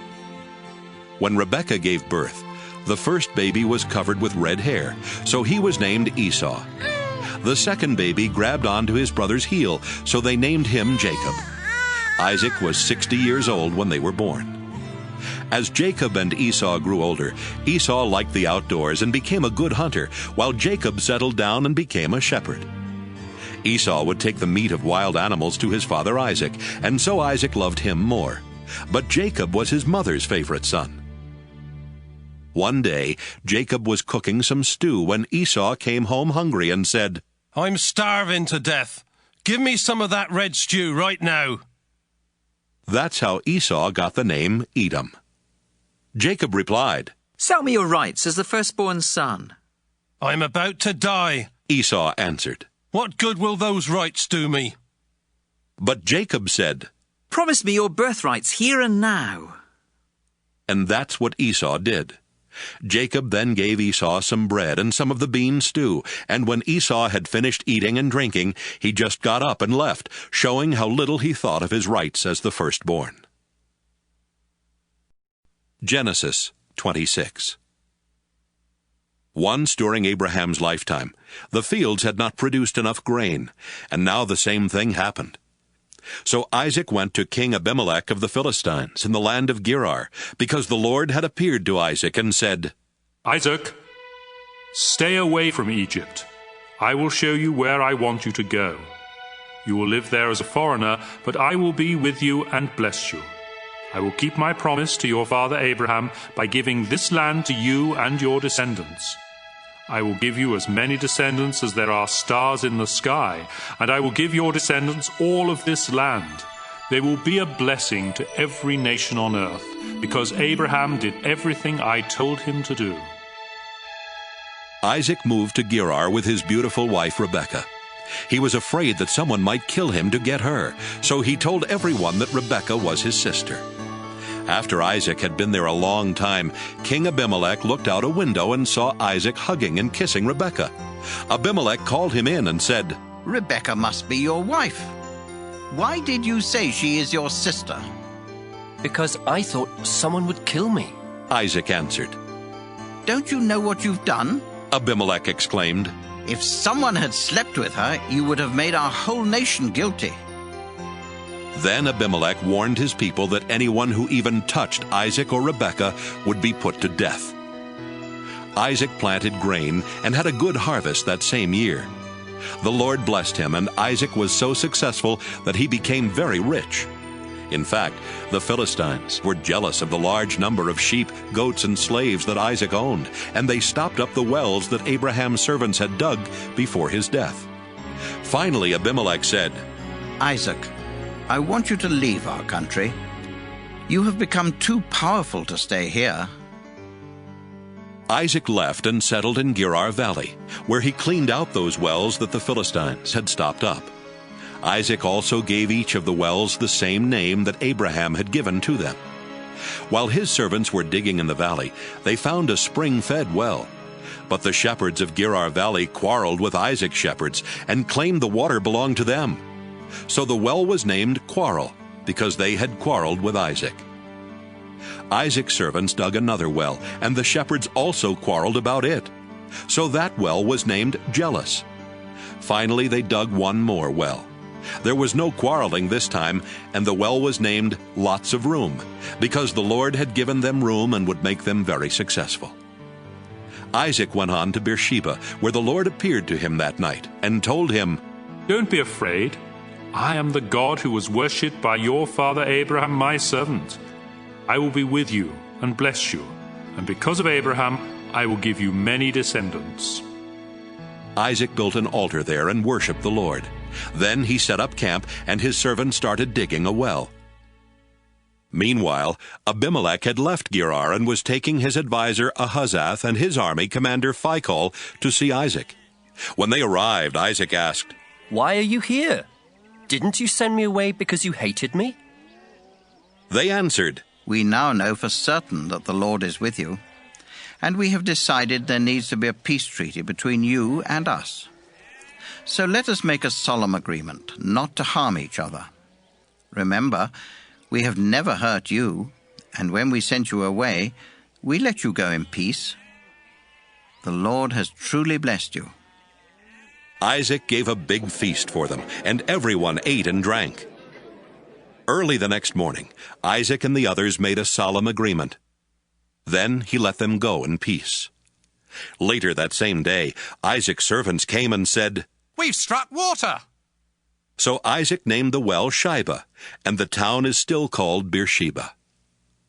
When Esau was 40, he married Judith, the daughter of Beeri the Hittite, and Basemath, the daughter of Elon the Hittite.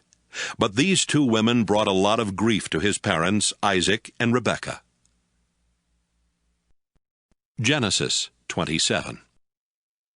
After Isaac had become old and almost blind, he called in his firstborn son Esau, who asked him, "Father, what can I do for you?" Isaac replied, "I am old and might die at any time. So take your bow and arrows, then go out in the fields and kill a wild animal. Cook some of that tasty food that I love so much and bring it to me. I want to eat it once more and give you my blessing before I die."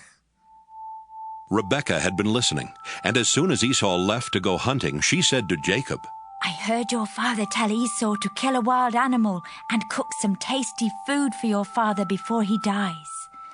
Your father said this because he wants to bless your brother with the Lord as his witness. Now, my son, listen carefully to what I want you to do.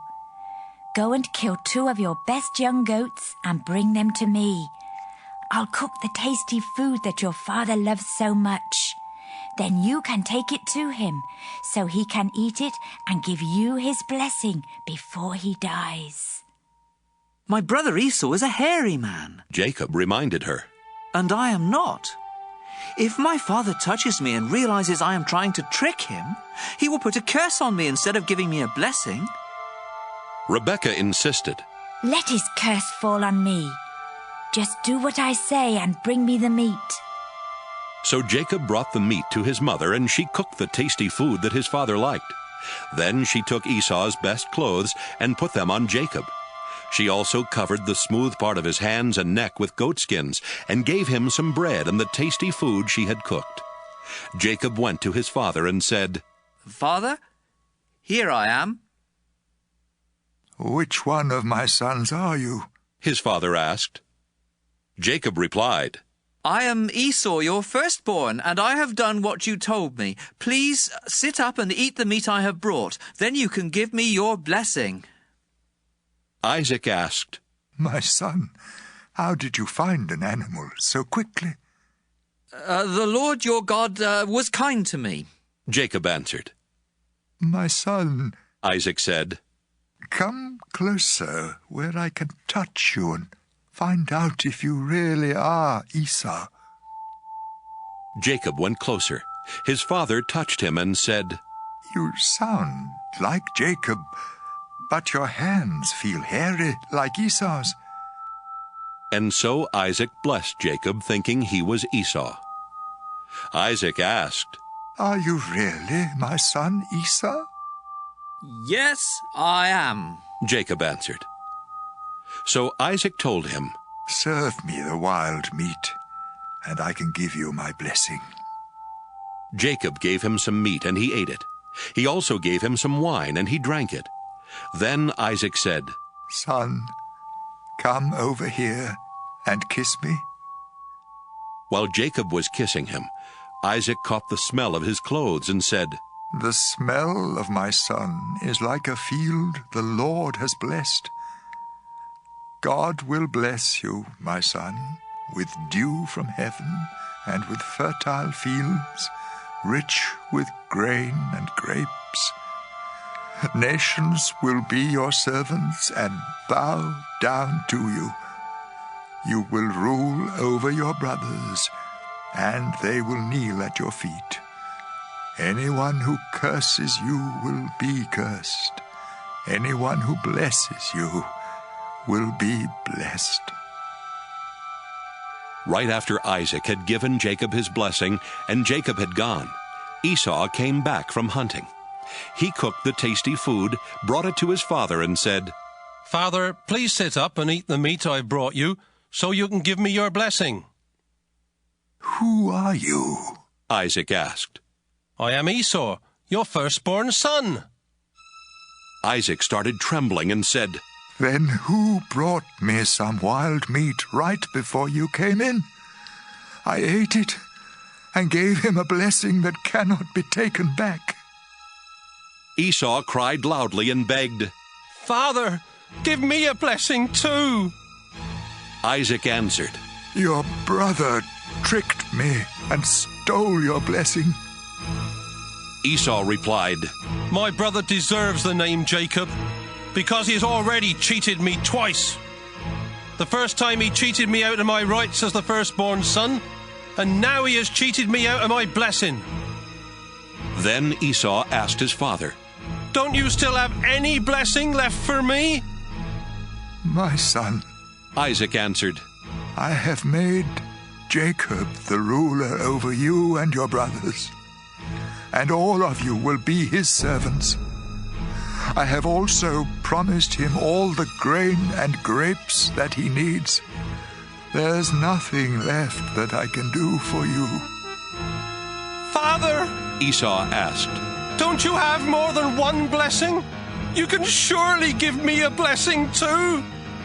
Then Esau started crying again.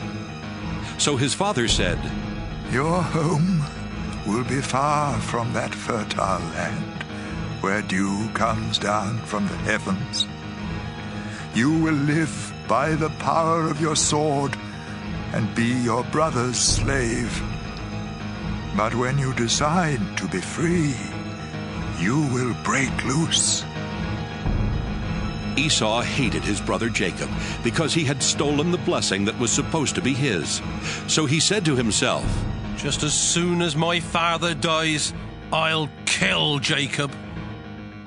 When Rebekah found out what Esau planned to do, she sent for Jacob and told him, "Son, your brother Esau is just waiting for the time when he can kill you. Now listen carefully and do what I say. Go to the home of my brother Laban in Haran and stay with him for a while. When Esau stops being angry and forgets what you have done to him, I'll send for you to come home. Why should I lose both of my sons on the same day?" Rebekah later told Isaac, "Those Hittite wives of Esau are making my life miserable. If Jacob marries a Hittite woman, I'd be better off dead." Genesis 28. Isaac called in Jacob, then gave him a blessing and said, "Don't marry any of those Canaanite women. Go at once to your mother's father Bethuel in northern Syria, and choose a wife from one of the daughters of Laban, your mother's brother. I pray that God all-powerful will bless you with many descendants and let you become a great nation. May he bless you with the land he gave Abraham, so that you will take over this land where we now live as foreigners." Isaac then sent Jacob to stay with Rebekah's brother Laban, the son of Bethuel the Aramean. Esau found out that his father Isaac had blessed Jacob and had warned him not to marry any of the Canaanite women. He also learned that Jacob had been sent to find a wife in northern Syria and that he had obeyed his father and mother. Esau already had several wives, but he realized at last how much his father hated the Canaanite women. So he married Ishmael's daughter Mahalath, who was the sister of Nebaioth and the granddaughter of Abraham. Jacob left the town of Beersheba and started out for Haran.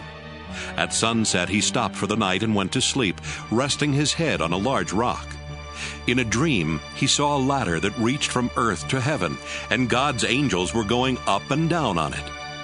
The Lord was standing beside the ladder and said, "I am the Lord God who was worshipped by Abraham and Isaac. I will give to you and your family the land on which you are now sleeping. Your descendants will spread over the earth in all directions and will become as numerous as the specks of dust. Your family will be a blessing to all people. Wherever you go, I will watch over you. Then later I will bring you back to this land. I won't leave you. I will do all I have promised." Jacob woke up suddenly and thought, "The Lord is in this place, and I didn't even know it." Then Jacob became frightened and said, "This is a fearsome place. It must be the house of God and the ladder to heaven." When Jacob got up early the next morning, he took the rock that he had used for a pillow and stood it up for a place of worship. Then he poured olive oil on the rock to dedicate it to God, and he named the place Bethel. Before that it had been named Luz. Jacob solemnly promised God, "If you go with me and watch over me as I travel, and if you give me food and clothes and bring me safely home again, you will be my God. This rock will be your house, and I will give back to you 1/10 of everything you give me." Genesis 29. As Jacob continued on his way to the east, he looked out in a field and saw a well where shepherds took their sheep for water. 3 flocks of sheep were lying around the well, which was covered with a large rock. Shepherds would roll the rock away when all their sheep had gathered there. Then, after the sheep had been watered, the shepherds would roll the rock back over the mouth of the well. Jacob asked the shepherds, "Where are you from?" "We're from Haran." They answered. Then he asked, "Do you know Nahor's grandson, Laban?" "Yes, we do." They replied. "How is he?" Jacob asked. "He's fine." They answered. "And here comes his daughter Rachel with the sheep." Jacob told them, "Look, the sun is still high up in the sky, and it's too early to bring in the rest of the flocks. Water your sheep and take them back to the pasture." But they replied, "We can't do that until they all get here and the rock has been rolled away from the well." While Jacob was still talking with the men, his cousin Rachel came up with her father's sheep.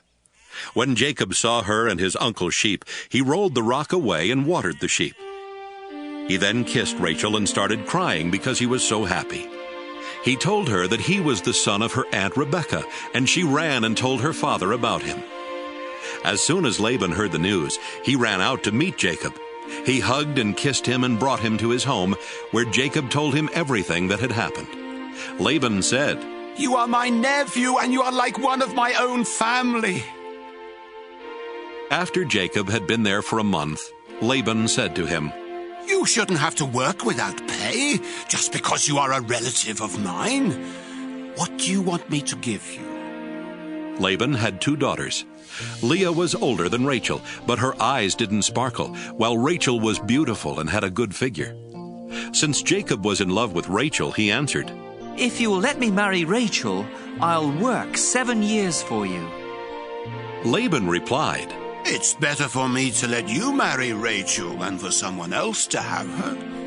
So stay and work for me." Jacob worked 7 years for Laban, but the time seemed like only a few days because he loved Rachel so much. Jacob said to Laban, "The time is up, and I want to marry Rachel now." So Laban gave a big feast and invited all their neighbors. But that evening, he brought Leah to Jacob, who married her and spent the night with her. Laban also gave Zilpah to Leah as her servant woman. The next morning, Jacob found out that he had married Leah, and he asked Laban, "Why did you do this to me? Didn't I work to get Rachel? Why did you trick me?" Laban replied, "In our country, the older daughter must get married first. After you spend this week with Leah, you may also marry Rachel. But you will have to work for me another 7 years." At the end of the week of celebration, Laban let Jacob marry Rachel, and he gave her his servant woman Bilhah. Jacob loved Rachel more than he did Leah, but he had to work another 7 years for Laban. The Lord knew that Jacob loved Rachel more than he did Leah, and so he gave children to Leah, but not to Rachel.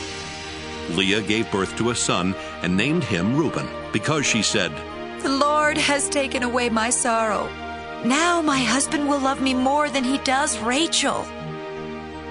She had a second son, and named him Simeon, because she said, "The Lord has heard that my husband doesn't love me." When Leah's third son was born, she said, "Now my husband will hold me close." So this son was named Levi. She had one more son and named him Judah, because she said, "I'll praise the Lord." Genesis 30. Rachel was very jealous of Leah for having children, and she said to Jacob, "I'll die if you don't give me some children." But Jacob became upset with Rachel and answered, "Don't blame me. I'm not God." "Here, take my servant Bilhah. Rachel told him. Have children by her, and I'll let them be born on my knees to show that they are mine." Then Rachel let Jacob marry Bilhah, and they had a son. Rachel named him Dan because she said, "God has answered my prayers. He has judged me and given me a son." When Bilhah and Jacob had a second son, Rachel said, "I've struggled hard with my sister, and I've won." So she named the boy Naphtali. When Leah realized she could not have any more children, she let Jacob marry her servant Zilpah, and they had a son. "I'm really lucky," Leah said, and she named the boy Gad. When they had another son, Leah exclaimed, "I'm happy now, and all the women will say how happy I am." So she named him Asher. During the time of the wheat harvest, Reuben found some love flowers and took them to his mother Leah. Rachel asked Leah for some of them, but Leah said, "It's bad enough that you stole my husband. Now you want my son's love flowers too." "All right," Rachel answered. "Let me have the flowers, and you can sleep with Jacob tonight." That evening, when Jacob came in from the fields, Leah told him, "You're sleeping with me tonight. I hired you with my son's love flowers." They slept together that night, and God answered Leah's prayers by giving her a fifth son.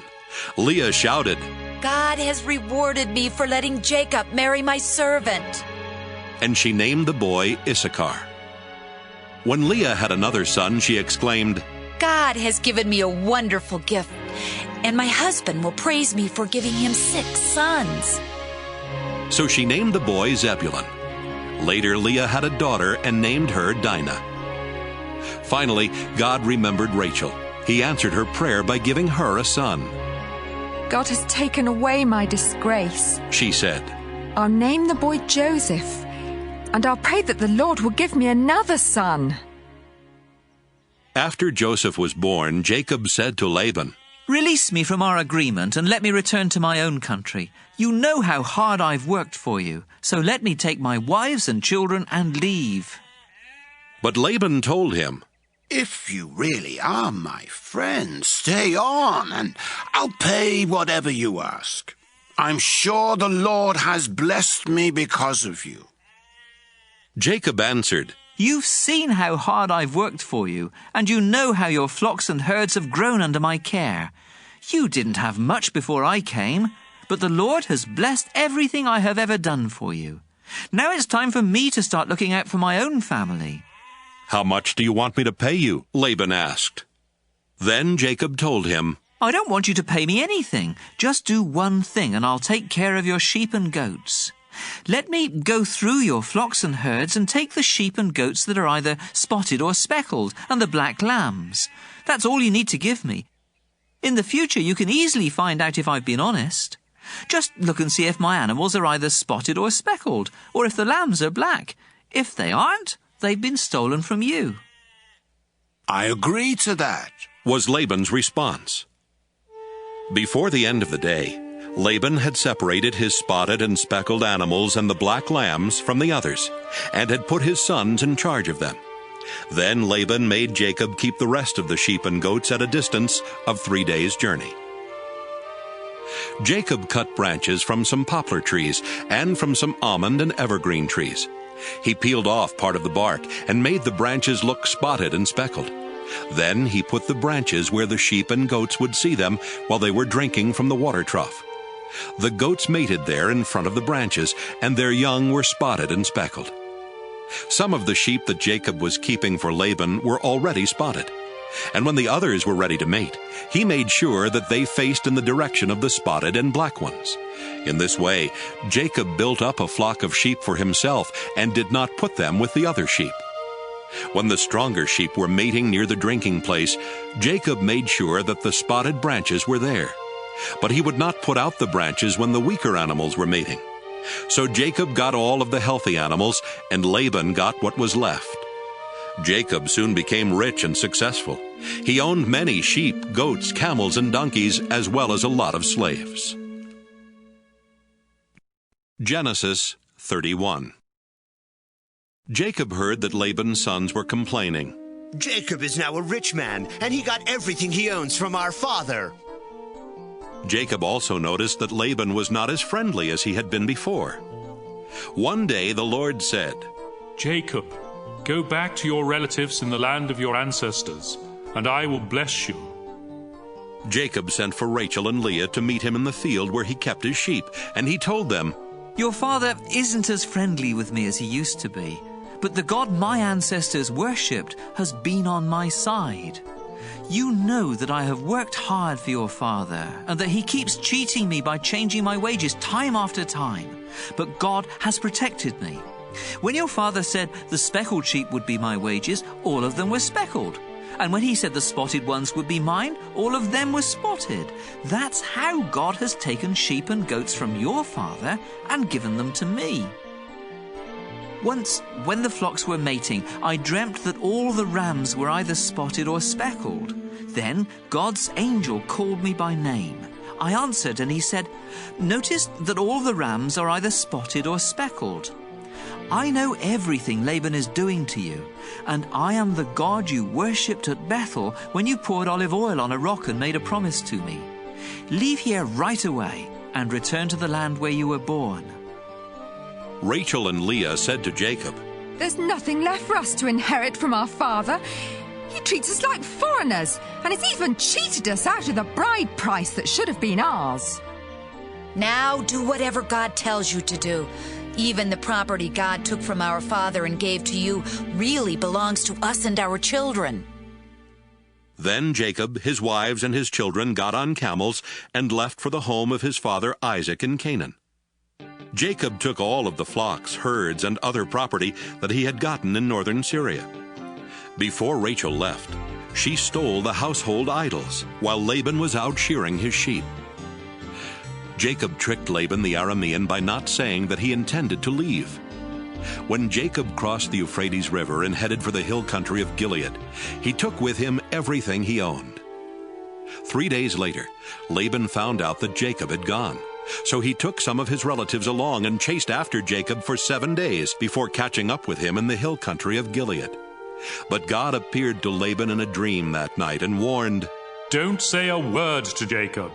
Don't make a threat or a promise. Jacob had set up camp in the hill country of Gilead when Laban and his relatives came and set up camp in another part of the hill country.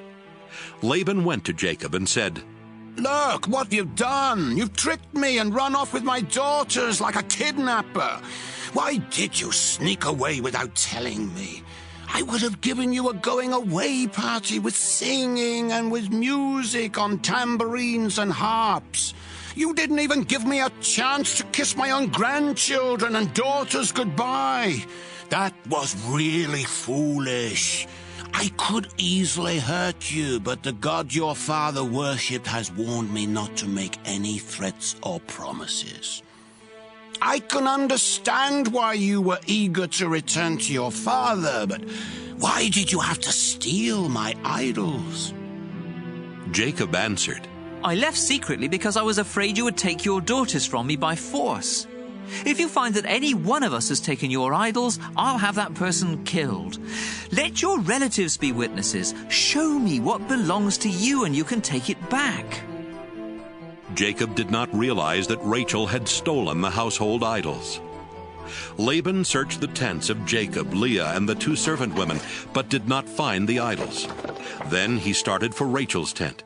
She had already hidden them in the cushion she used as a saddle and was sitting on it. Laban searched everywhere and did not find them.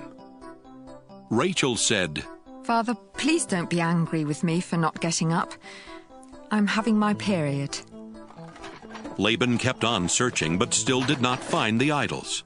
Jacob became very angry and said to Laban, "What have I done wrong? Have I committed some crime? Is that why you hunted me down? After searching through everything I have, did you find anything of yours? If so, put it here where your relatives and mine can see it. Then we can decide what to do.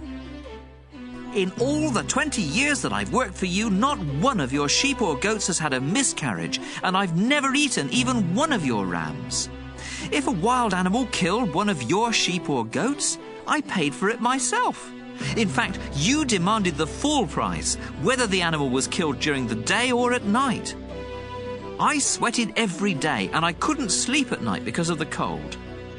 I had to work 14 of these 20 long years to earn your 2 daughters, and another 6 years to buy your sheep and goats. During that time, you kept changing my wages. If the fearsome God worshipped by Abraham and my father Isaac had not been on my side, you would have sent me away without a thing.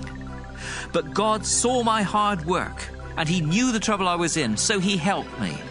Then, last night, he told you how wrong you were." Laban said to Jacob, "Leah and Rachel are my daughters, and their children belong to me. All these sheep you are taking are really mine, too. In fact, everything you have belongs to me. But there is nothing I can do to keep my daughters and their children. So I am ready to make an agreement with you, and we will pile up some large rocks here to remind us of the agreement." After Jacob had set up a large rock, he told his men to get some more rocks and pile them up next to it. Then Jacob and Laban ate a meal together beside the rocks. Laban named the pile of rocks Jegar-Sahadutha, but Jacob named it Galeed.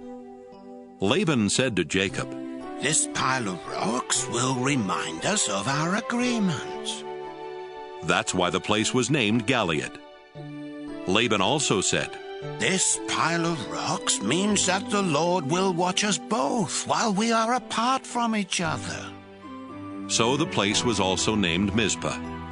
Then Laban said, "If you mistreat my daughters or marry other women, I may not know about it, but remember, God is watching us. Both this pile of rocks and this large rock have been set up between us as a reminder. I must never go beyond them to attack you, and you must never go beyond them to attack me. My father Nahor, your grandfather Abraham, and their ancestors all worship the same God, and he will make sure that we each keep the agreement." Then Jacob made a promise in the name of the fearsome God his father Isaac had worshipped. Jacob killed an animal and offered it as a sacrifice there on the mountain, and he invited his men to eat with him. After the meal, they spent the night on the mountain. Early the next morning, Laban kissed his daughters and his grandchildren goodbye, then he left to go back home. Genesis 32. As Jacob was on his way back home, some of God's angels came and met him.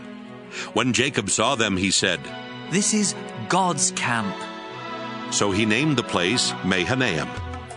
Jacob sent messengers on ahead to Esau, who lived in the land of Seir, also known as Edom. Jacob told them to say to Esau, "Master, I am your servant. I have lived with Laban all this time, and now I own cattle, donkeys, and sheep, as well as many slaves. Master, I am sending these messengers in the hope that you will be kind to me." When the messengers returned, they told Jacob, "We went to your brother Esau, and now he's heading this way with 400 men. Jacob was so frightened that he divided his people, sheep, cattle, and camels into 2 groups. He thought, "If Esau attacks one group, perhaps the other can escape." Then Jacob prayed, "You, Lord, are the God who was worshipped by my grandfather Abraham and by my father Isaac. You told me to return home to my family, and you promised to be with me and make me successful. I don't deserve all the good things you have done for me, your servant. When I first crossed the Jordan, I had only my walking stick, but now I have 2 large groups of people and animals. Please rescue me from my brother. I am afraid he will come and attack not only me, but my wives and children as well.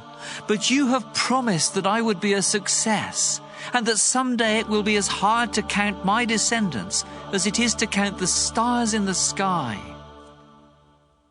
After Jacob had spent the night there, he chose some animals as gifts for Esau: 200 female goats and 20 males, 200 female sheep and 20 males, 30 female camels with their young, 40 cows and 10 bulls, and 20 female donkeys and 10 males.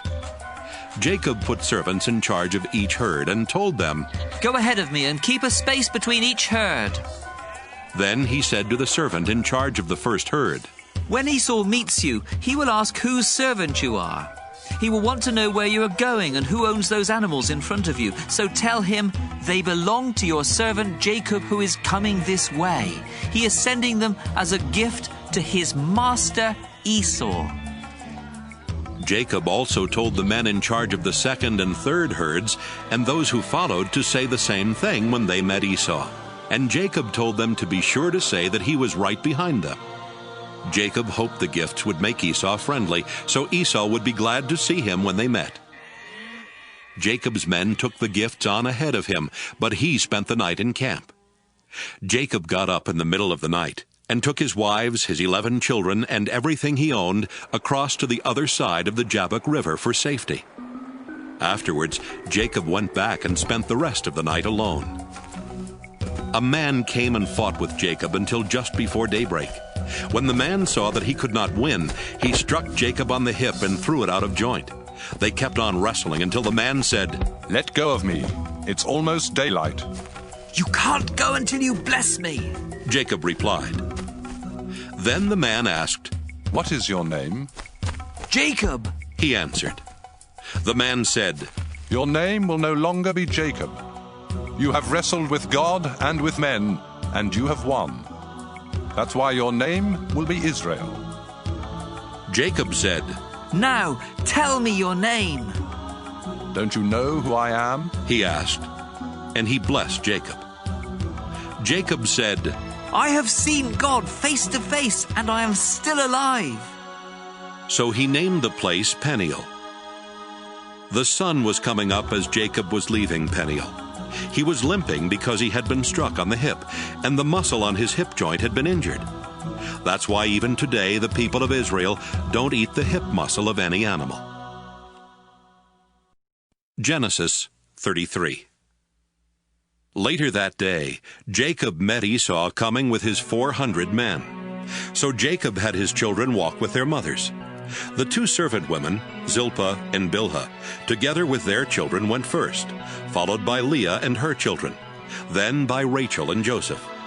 Jacob himself walked in front of them all, bowing to the ground 7 times as he came near his brother. But Esau ran toward Jacob and hugged and kissed him. Then the 2 brothers started crying. When Esau noticed the women and children, he asked, "Whose children are these?" Jacob answered, "These are the ones the Lord has been kind enough to give to me, your servant." Then the 2 servant women and their children came and bowed down to Esau. Next, Leah and her children came and bowed down. Finally, Joseph and Rachel also came and bowed down. Esau asked Jacob, "What did you mean by these herds I met along the road?" "Master," Jacob answered, "I sent them so that you would be friendly to me."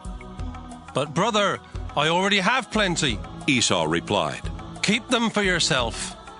"No," Jacob said. "Please accept these gifts as a sign of your friendship for me. When you welcomed me and I saw your face, it was like seeing the face of God. Please accept these gifts I brought to you. God has been good to me, and I have everything I need." Jacob kept insisting until Esau accepted the gifts. "Let's get ready to travel," Esau said. "I'll go along with you."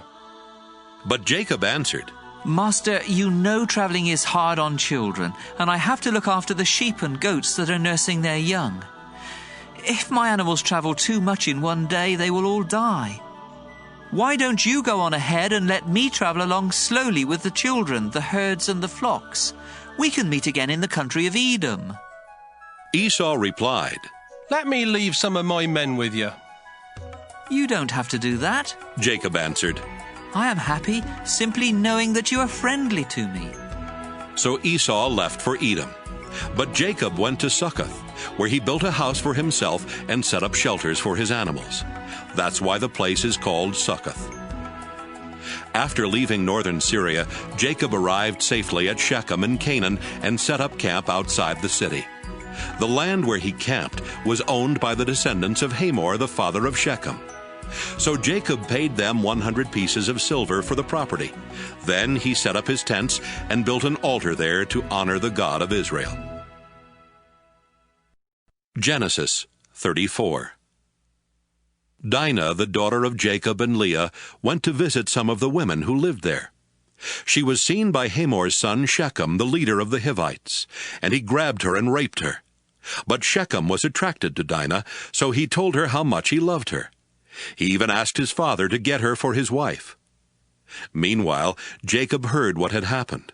But his sons were out in the fields with the cattle, so he did not do anything at the time. Hamor arrived at Jacob's home just as Jacob's sons were coming in from work. When they learned that their sister had been raped, they became furiously angry. Nothing is more disgraceful than rape, and it should not be tolerated in Israel. Hamor said to Jacob and his sons, "My son Shechem really loves Dinah. Please, let him marry her. Why don't you start letting your families marry into our families, and ours marry into yours? You can share this land with us. Move freely about until you find the property you want. Then buy it and settle down here." Shechem added, "Do this favor for me, and I'll give whatever you want. Ask anything, no matter how expensive. I'll do anything. Just let me marry Dinah." Jacob's sons wanted to get even with Shechem and his father because of what had happened to their sister. So they tricked them by saying, "You're not circumcised. It would be a disgrace for us to let you marry Dinah now. But we will let you marry her if you and the other men in your tribe get circumcised. Then your families can marry into ours, and ours can marry into yours, and we can live together like one nation. But if you don't agree to get circumcised, we'll take Dinah and leave this place." Hamor and Shechem liked what was said. Shechem was the most respected person in his family, and he was so in love with Dinah that he hurried off to get everything done. The two men met with the other leaders of their city and told them, "These people really are friendly. Why not let them move freely about until they find the property they want? There's enough land here for them and for us. Then our families can marry into theirs, and theirs can marry into ours." We have to do only one thing before they'll agree to stay here and become one nation with us. Our men will have to be circumcised like their men. Just think, we'll get their property as well as their flocks and herds. All we have to do is to agree, and they'll live here with us. Every grown man followed this advice and got circumcised. 3 days later, the men who had been circumcised were still weak from pain. So Simeon and Levi, two of Dinah's brothers, attacked with their swords and killed every man in town, including Hamor and Shechem. Then they took Dinah and left. Jacob's other sons came and took everything they wanted. All this was done because of the horrible thing that had happened to their sister. They took sheep, goats, donkeys, and everything else that was in the town or the fields. After taking everything of value from the houses, they dragged away the wives and children of their victims. Jacob said to Simeon and Levi, "Look what you've done. Now I'm in real trouble with the Canaanites and Perizzites who live around here. There aren't many of us, and if they attack, they'll kill everyone in my household." They answered, "Was it right to let our own sister be treated that way?" Genesis 35. God told Jacob, "Return to Bethel, where I appeared to you when you were running from your brother Esau. Make your home there and build an altar for me." Jacob said to his family and to everyone else who was traveling with him, Get rid of your foreign gods. Then make yourselves acceptable to worship God and put on clean clothes. Afterwards, we'll go to Bethel. I will build an altar there for God who answered my prayers when I was in trouble and who has always been at my side." So everyone gave Jacob their idols and their earrings, and he buried them under the oak tree near Shechem.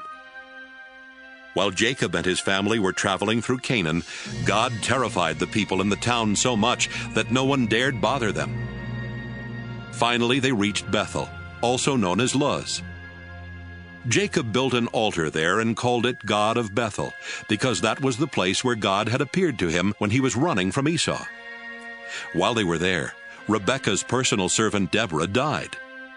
They buried her under an oak tree and called it Weeping Oak. After Jacob came back to the land of Canaan, God appeared to him again. This time he gave Jacob a new name and blessed him by saying, "I am God all-powerful, and from now on your name will be Israel instead of Jacob. You will have many children. Your descendants will become nations, and some of the men in your family will even be kings.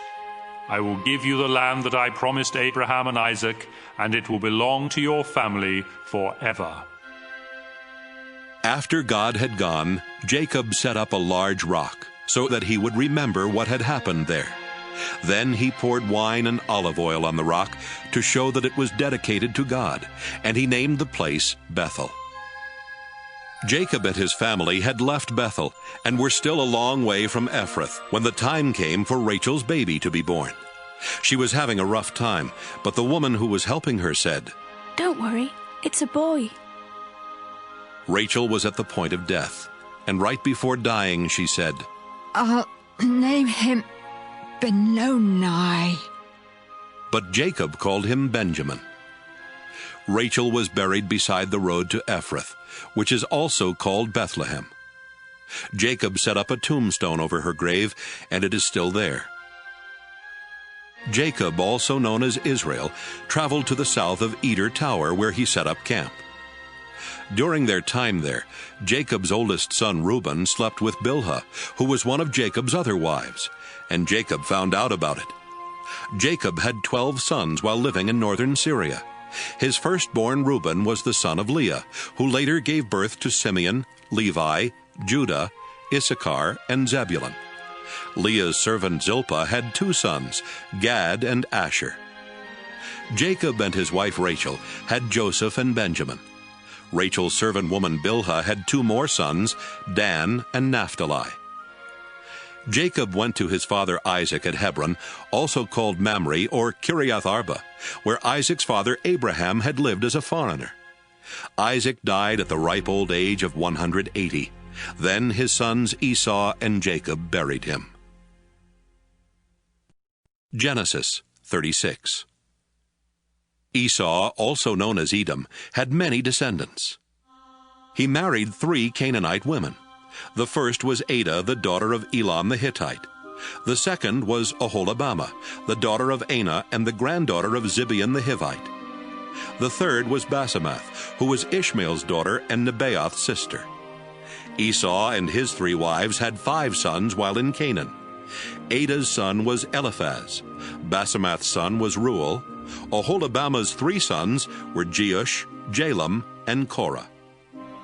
Esau took his children and wives, his relatives and servants, his animals and possessions he had gotten while in Canaan, and moved far from Jacob. He did this because the land was too crowded and could not support him and his brother with their flocks and herds. That's why Esau made his home in the hill country of Seir.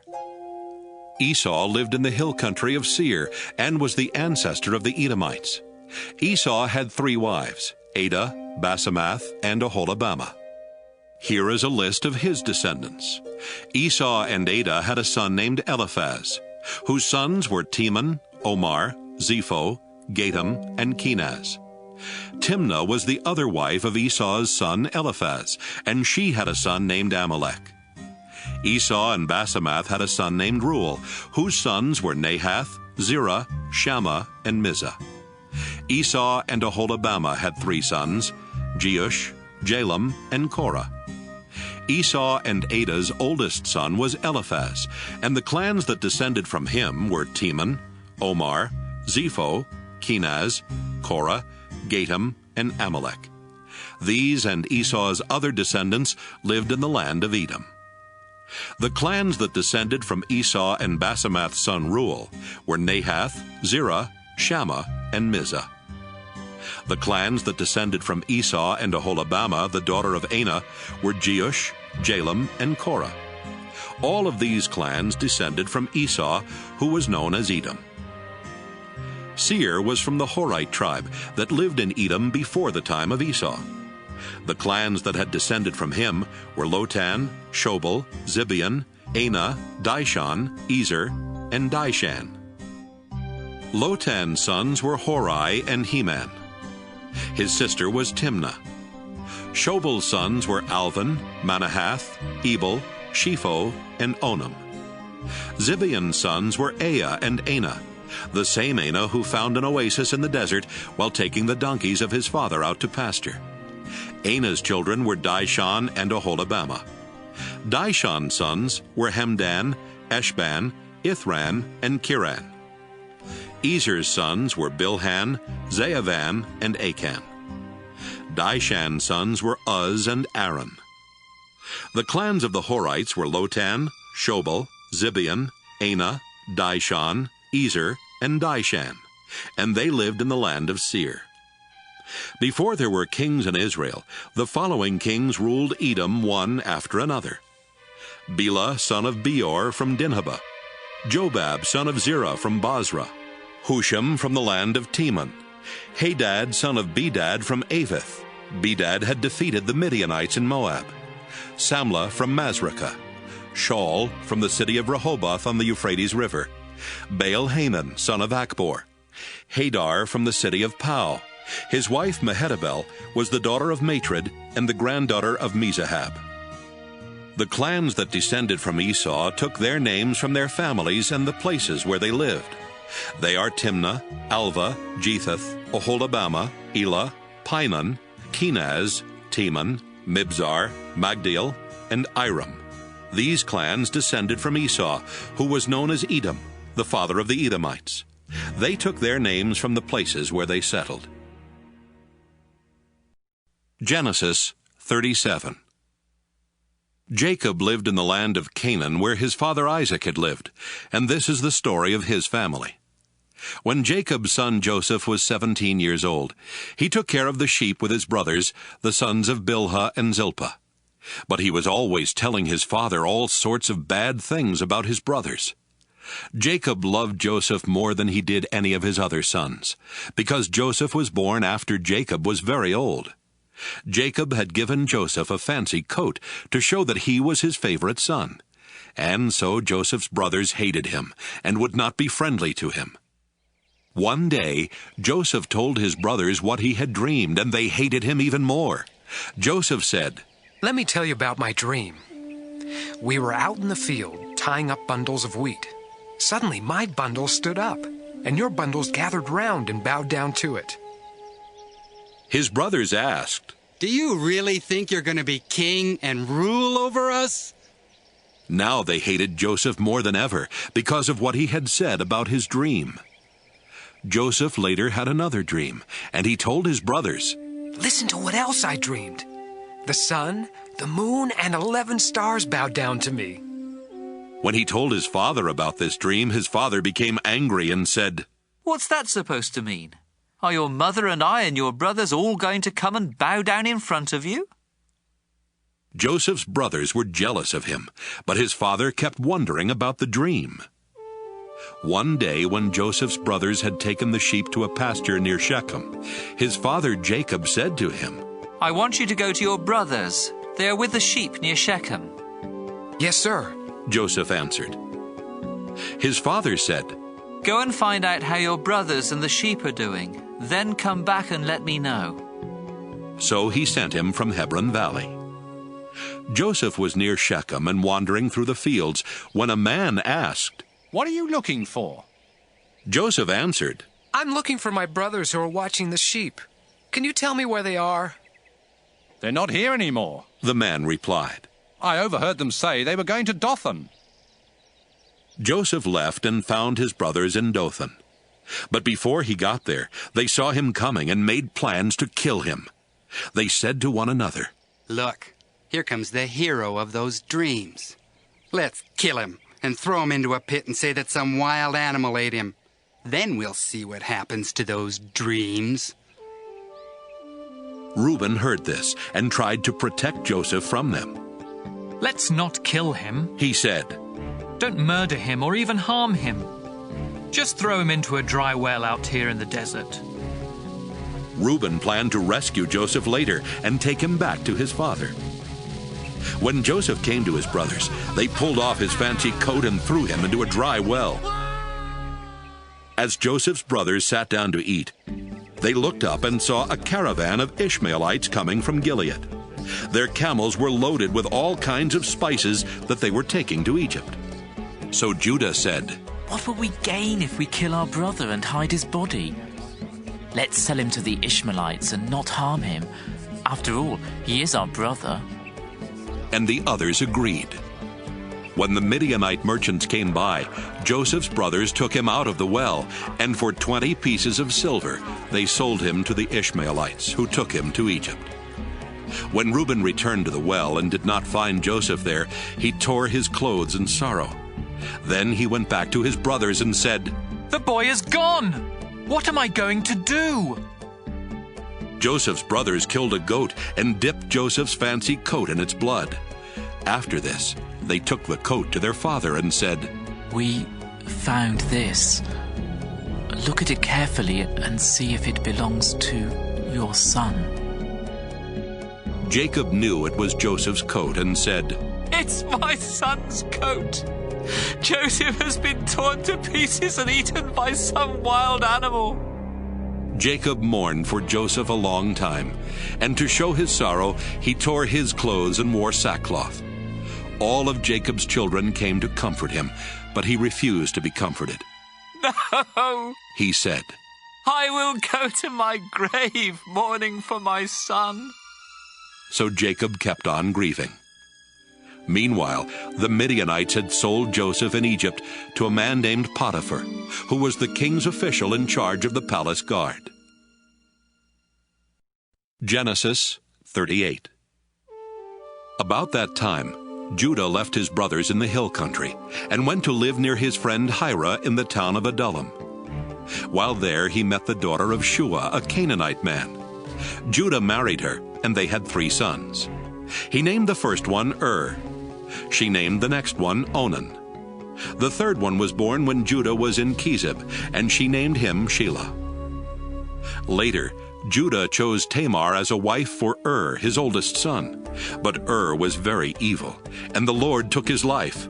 So Judah told Onan, "It's your duty to marry Tamar and have a child for your brother."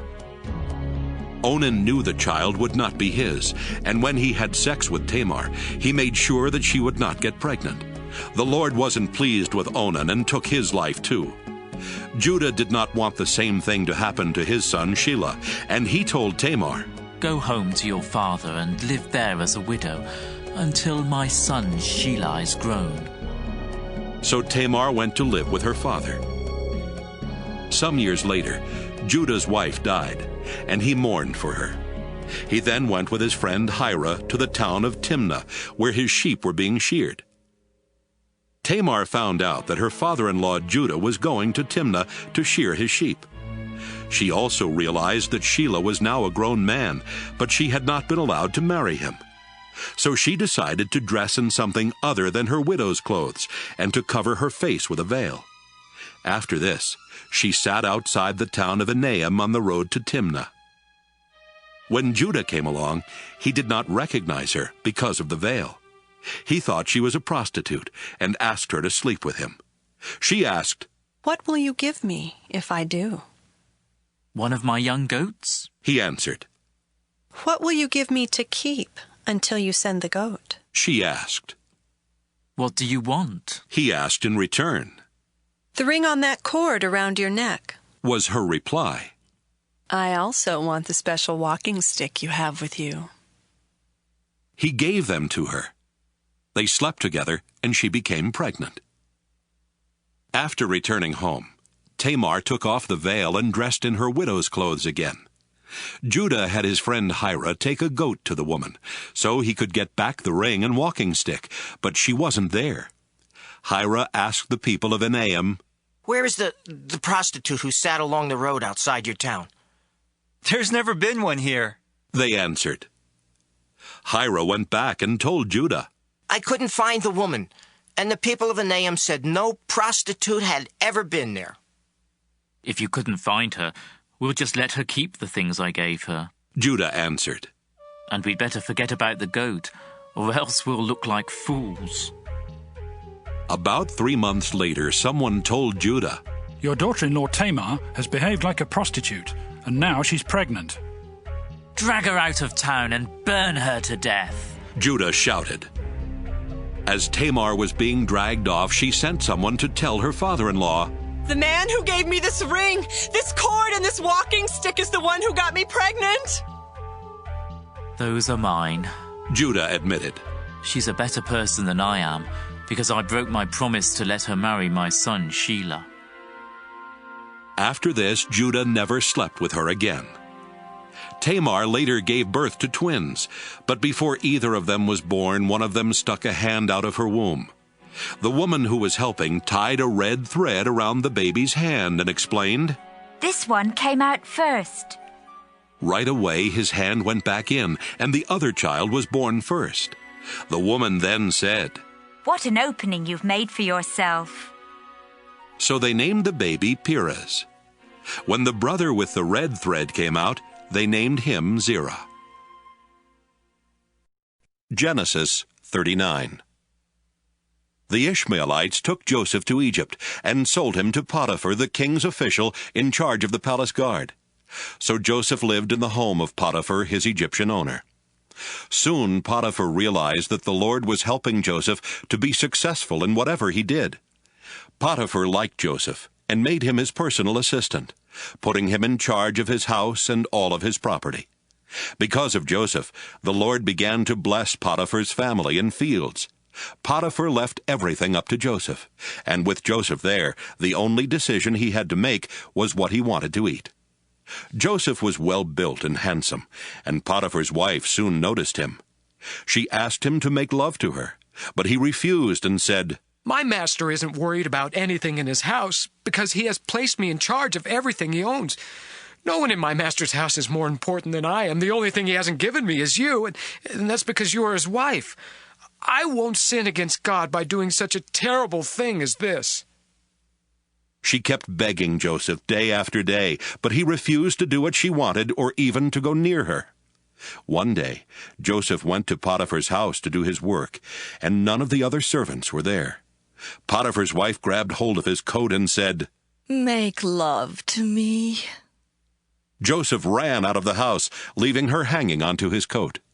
When this happened, she called in her servants and said, "Look, this Hebrew has come just to make fools of us. He tried to rape me, but I screamed for help, and when he heard me scream, he ran out of the house, leaving his coat with me." Potiphar's wife kept Joseph's coat until her husband came home. Then she said, "That Hebrew slave of yours tried to rape me, but when I screamed for help, he left his coat and ran out of the house." Potiphar became very angry and threw Joseph in the same prison where the king's prisoners were kept. While Joseph was in prison, the Lord helped him and was good to him. He even made the jailer like Joseph so much that he put him in charge of the other prisoners and of everything that was done in the jail.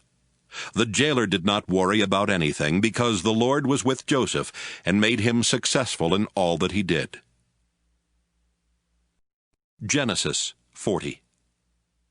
While Joseph was in prison, both the king's personal servant and his chief cook made the king angry, so he had them thrown into the same prison with Joseph. They spent a long time in prison, and Potiphar, the official in charge of the palace guard, made Joseph their servant. One night, each of the two men had a dream, but their dreams had different meanings.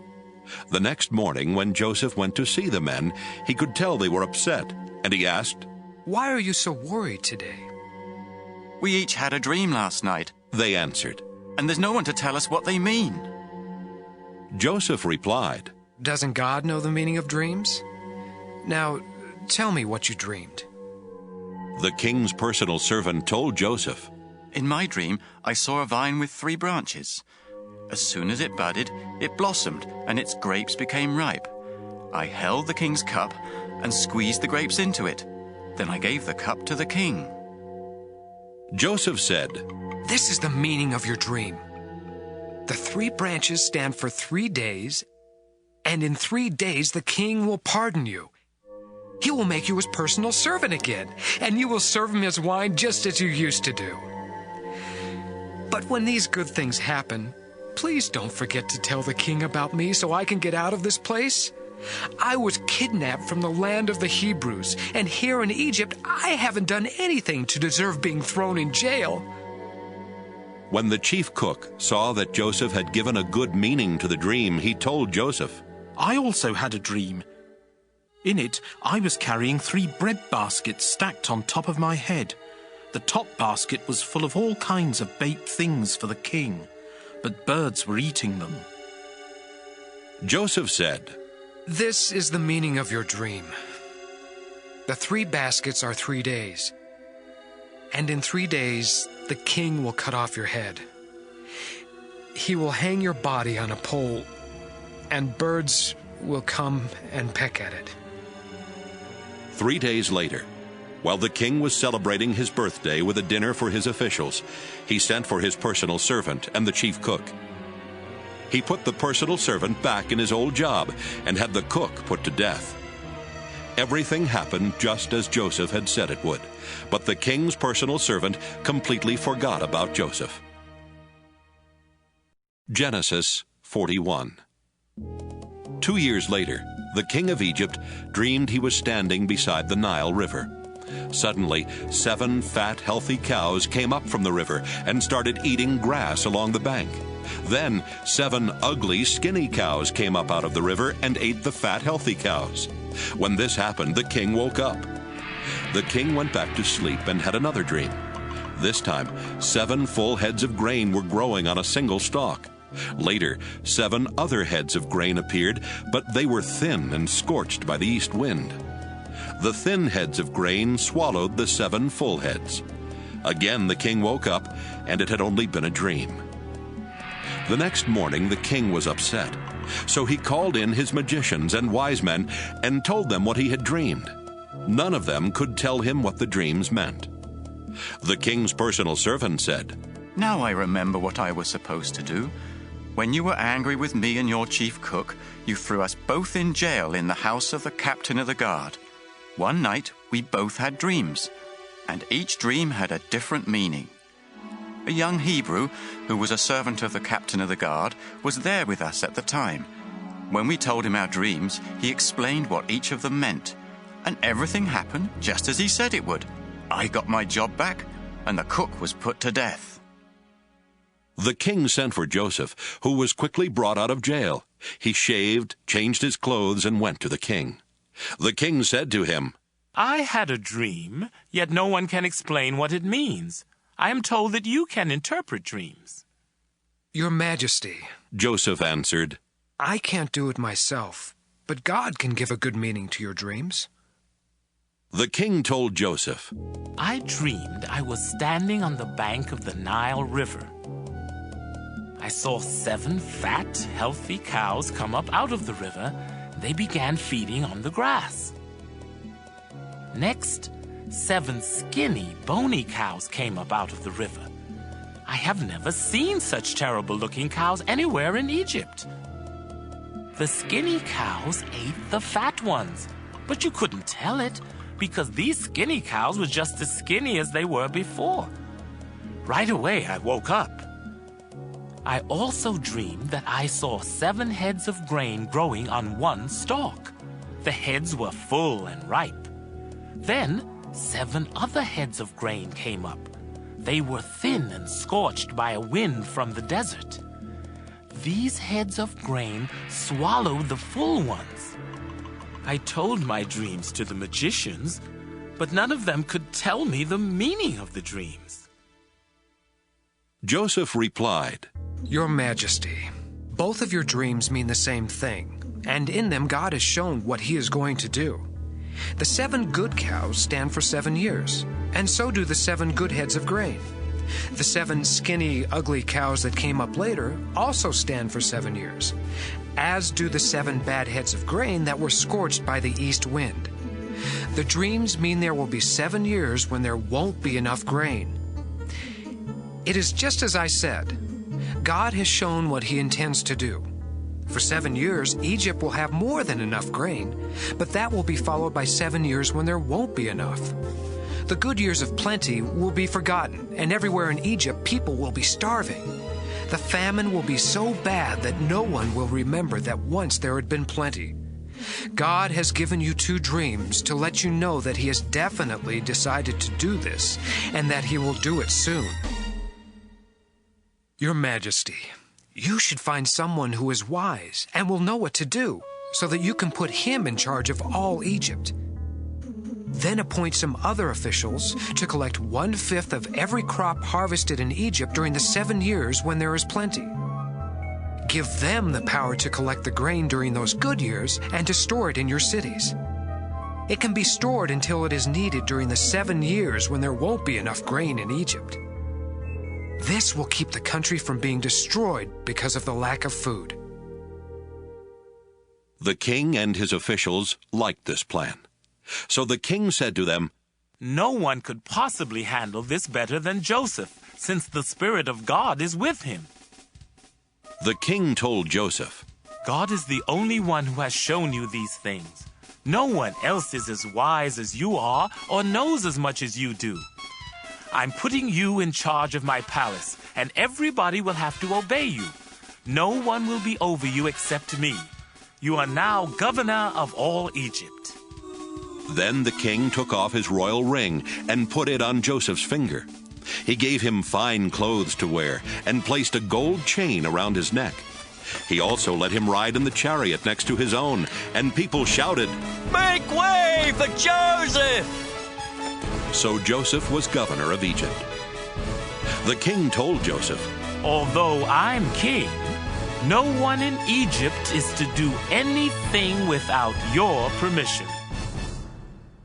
He gave Joseph the Egyptian name Zaphenath-Paneah, and he let him marry Asenath, the daughter of Potipharah, a priest in the city of Heliopolis. Joseph traveled all over Egypt. Joseph was 30 when the king made him governor, and he went everywhere for the king. For 7 years there were big harvests of grain. Joseph collected and stored up the extra grain in the cities of Egypt near the fields where it was harvested. In fact, there was so much grain that they stopped keeping record, because it was like counting the grains of sand along the beach. Joseph and his wife had 2 sons before the famine began. Their first son was named Manasseh, which means, God has let me forget all my troubles and my family back home. His second son was named Ephraim, which means, God has made me a success in the land where I suffered. Egypt's 7 years of plenty came to an end, and the 7 years of famine began, just as Joseph had said. There was not enough food in other countries, but all over Egypt there was plenty. When the famine finally struck Egypt, the people asked the king for food, but he said, Go to Joseph and do what he tells you to do. The famine became bad everywhere in Egypt, so Joseph opened the storehouses and sold the grain to the Egyptians. People from all over the world came to Egypt because the famine was severe in their countries. Genesis 42. When Jacob found out there was grain in Egypt, he said to his sons, Why are you just sitting here, staring at one another? I have heard there is grain in Egypt. Now go down and buy some, so we won't starve to death. 10 of Joseph's brothers went to Egypt to buy grain. But Jacob did not send Joseph's younger brother Benjamin with them. He was afraid that something might happen to him. So Jacob's sons joined others from Canaan who were going to Egypt because of the terrible famine. Since Joseph was governor of Egypt and in charge of selling grain, his brothers came to him and bowed with their faces to the ground. They did not recognize Joseph, but right away he knew who they were, though he pretended not to know. Instead, he spoke harshly and asked, "Where do you come from?" "From the land of Canaan," they answered. "We've come here to buy grain." Joseph remembered what he had dreamed about them and said, "You're spies! You've come here to find out where our country is weak." "No, sir," they replied. "We're your servants, and we have only come to buy grain. We're honest men, and we come from the same family. We're not spies." "That isn't so," Joseph insisted. "You've come here to find out where our country is weak." But they explained, "Sir, we come from a family of 12 brothers. The youngest is still with our father in Canaan, and one of our brothers is dead." Joseph replied, "It's just like I said. You're spies, and I'm going to find out who you really are. I swear by the life of the king that you won't leave this place until your youngest brother comes here. Choose one of you to go after your brother while the rest of you stay here in jail. That will show whether you are telling the truth. But if you are lying, I swear by the life of the king that you are spies." Joseph kept them all under guard for 3 days before saying to them, "Since I respect God, I'll give you a chance to save your lives. If you are honest men, one of you must stay here in jail, and the rest of you can take the grain back to your starving families. But you must bring your youngest brother to me. Then I'll know that you are telling the truth, and you won't be put to death." Joseph's brothers agreed and said to one another, "We're being punished because of Joseph. We saw the trouble he was in, but we refused to help him when he begged us. That's why these terrible things are happening." Reuben spoke up. "Didn't I tell you not to harm the boy? But you wouldn't listen. And now we have to pay the price for killing him." They did not know that Joseph could understand them, since he was speaking through an interpreter. Joseph turned away from them and cried, but soon he turned back and spoke to them again. Then he had Simeon tied up and taken away while they watched. Joseph gave orders for his brothers' grain sacks to be filled with grain, and for their money to be put in their sacks. He also gave orders for them to be given food for their journey home. After this was done, they each loaded the grain on their donkeys and left. When they stopped for the night, one of them opened his sack to get some grain for his donkey, and right away he saw his money bag. "Here's my money," he told his brothers. "Right here in my sack." They were trembling with fear as they stared at one another and asked themselves, "What has God done to us?" When they returned to the land of Canaan, they told their father Jacob everything that had happened to them. "The governor of Egypt was rude and treated us like spies. But we told him we're honest men, not spies. We come from a family of 12 brothers. The youngest is still with our father in Canaan, and the other is dead." Then the governor of Egypt told us, "I'll find out if you really are honest. Leave one of your brothers here with me while you take the grain to your starving families. But bring your youngest brother to me, so I can be certain that you are honest men and not spies. After that, I'll let your other brother go free, and you can stay here and trade." When the brothers started emptying their sacks of grain, they found their money bags in them. They were frightened, and so was their father Jacob, who said, "You have already taken my sons Joseph and Simeon from me, and now you want to take away Benjamin. Everything is against me." Reuben spoke up. "Father, if I don't bring Benjamin back, you can kill both of my sons. Trust me with him, and I will bring him back." But Jacob said, "I won't let my son Benjamin go down to Egypt with the rest of you. His brother is already dead, and he is the only son I have left. I am an old man, and if anything happens to him on the way, I'll die from sorrow, and all of you will be to blame." Genesis 43. The famine in Canaan got worse. until finally Jacob's family had eaten all the grain they had bought in Egypt. So Jacob said to his sons, "Go back and buy some more grain." Judah replied, "The governor strictly warned us that we would not be allowed to see him unless we brought our youngest brother with us. If you let us take Benjamin along, we will go and buy grain, but we won't go without him." Jacob asked, "Why did you cause me so much trouble by telling the governor you had another brother?" They answered, "He asked a lot of questions about us and our family. He wanted to know if you were still alive and if we had any more brothers. All we could do was answer his questions. How could we know he would tell us to bring along our brother?" Then Judah said to his father, "Let Benjamin go with me, and we will leave right away, so that none of us will starve to death. I promise to bring him back safely, and if I don't, you can blame me as long as I live. If we had not wasted all this time, we could already have been there and back twice."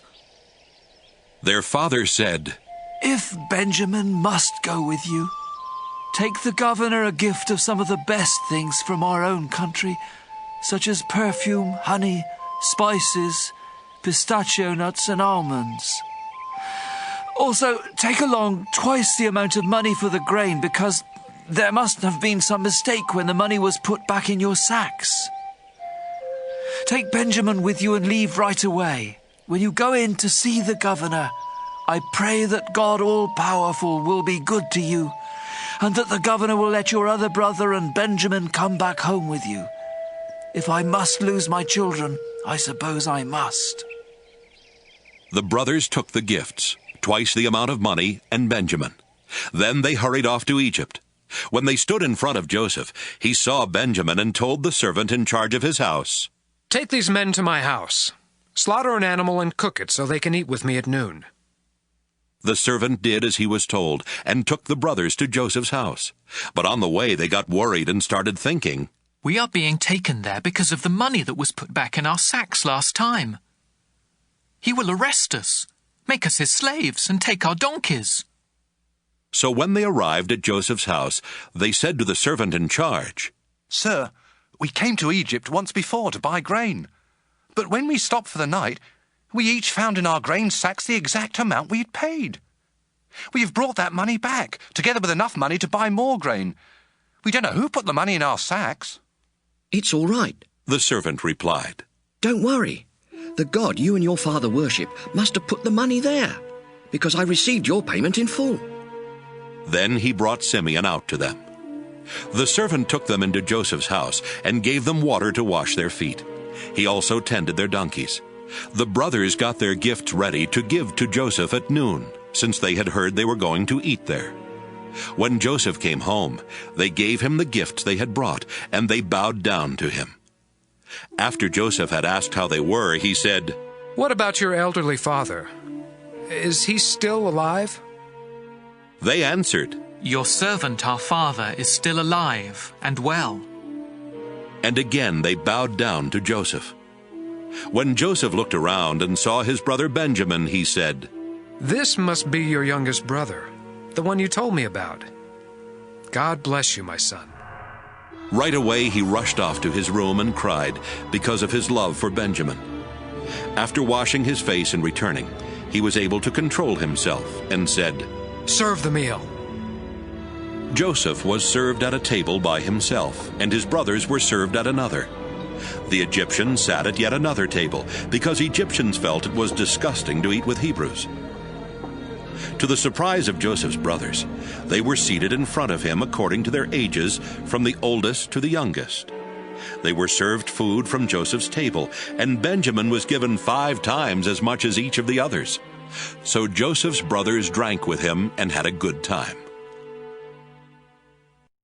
Genesis 44.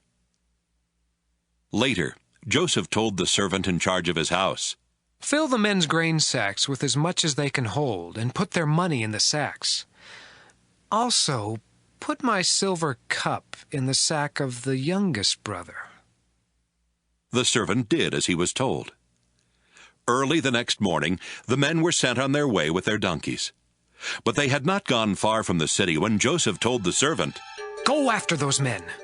When you catch them, say, 'My master has been good to you, so why have you stolen his silver cup?' Not only does he drink from his cup, but he also uses it to learn about the future.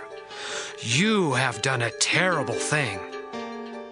When the servant caught up with them, he said exactly what Joseph had told him to say. But they replied, "Sir, why do you say such things? We would never do anything like that." We even returned the money we found in our grain sacks when we got back to Canaan. So why would we want to steal any silver or gold from your master's house? If you find that one of us has the cup, then kill him, and the rest of us will become your slaves." "Good," the man replied.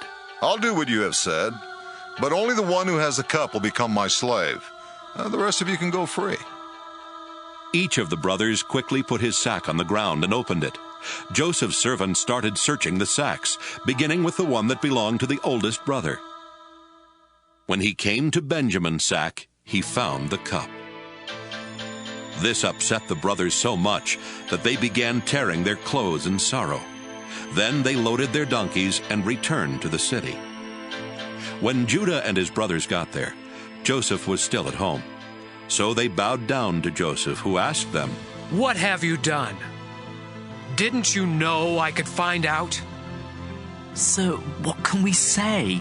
Judah replied. "How can we prove we are innocent? God has shown that we are guilty, and now all of us are your slaves, especially the one who had the cup." Joseph told them, "I would never punish all of you. Only the one who was caught with the cup will become my slave. The rest of you are free to go home to your father."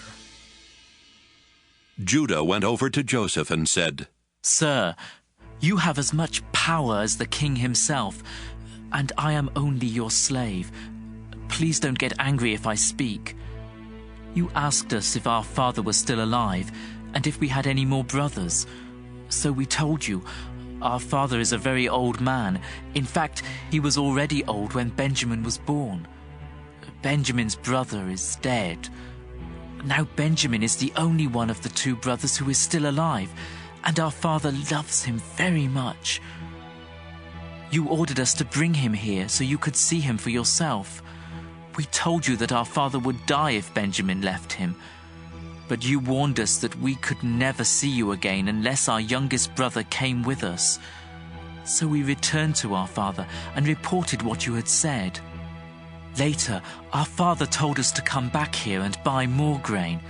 But we answered, 'We can't go back to Egypt without our youngest brother. We will never be let in to see the governor unless he is with us.' Sir, our father then reminded us that his favorite wife had given birth to 2 sons. One of them was already missing and had not been seen for a long time. My father thinks the boy was torn to pieces by some wild animal, and he said, 'I am an old man.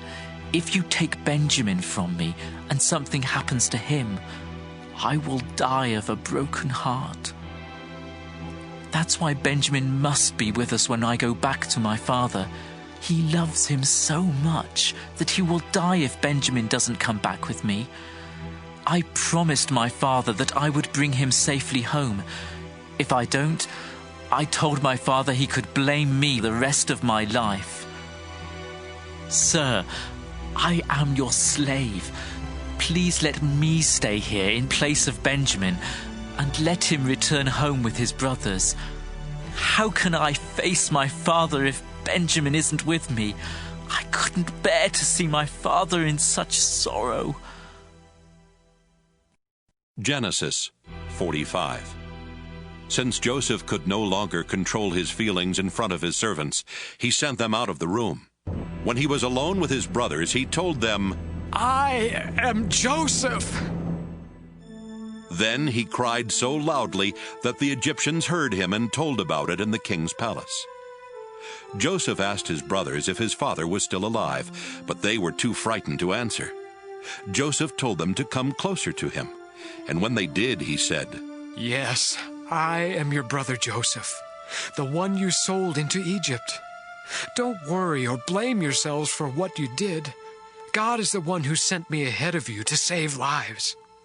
There has already been a famine for 2 years, and for 5 more years no one will plow fields or harvest grain. But God sent me on ahead of you to keep your families alive and to save you in this wonderful way. After all, you weren't really the ones who sent me here. It was God. He made me the highest official in the king's court and placed me over all Egypt. Now hurry back and tell my father that his son Joseph says, God has made me ruler of Egypt. Come here as quickly as you can. You will live near me in the region of Goshen with your children and grandchildren, as well as with your sheep, goats, cattle, and everything else you own. I will take care of you there during the next 5 years of famine.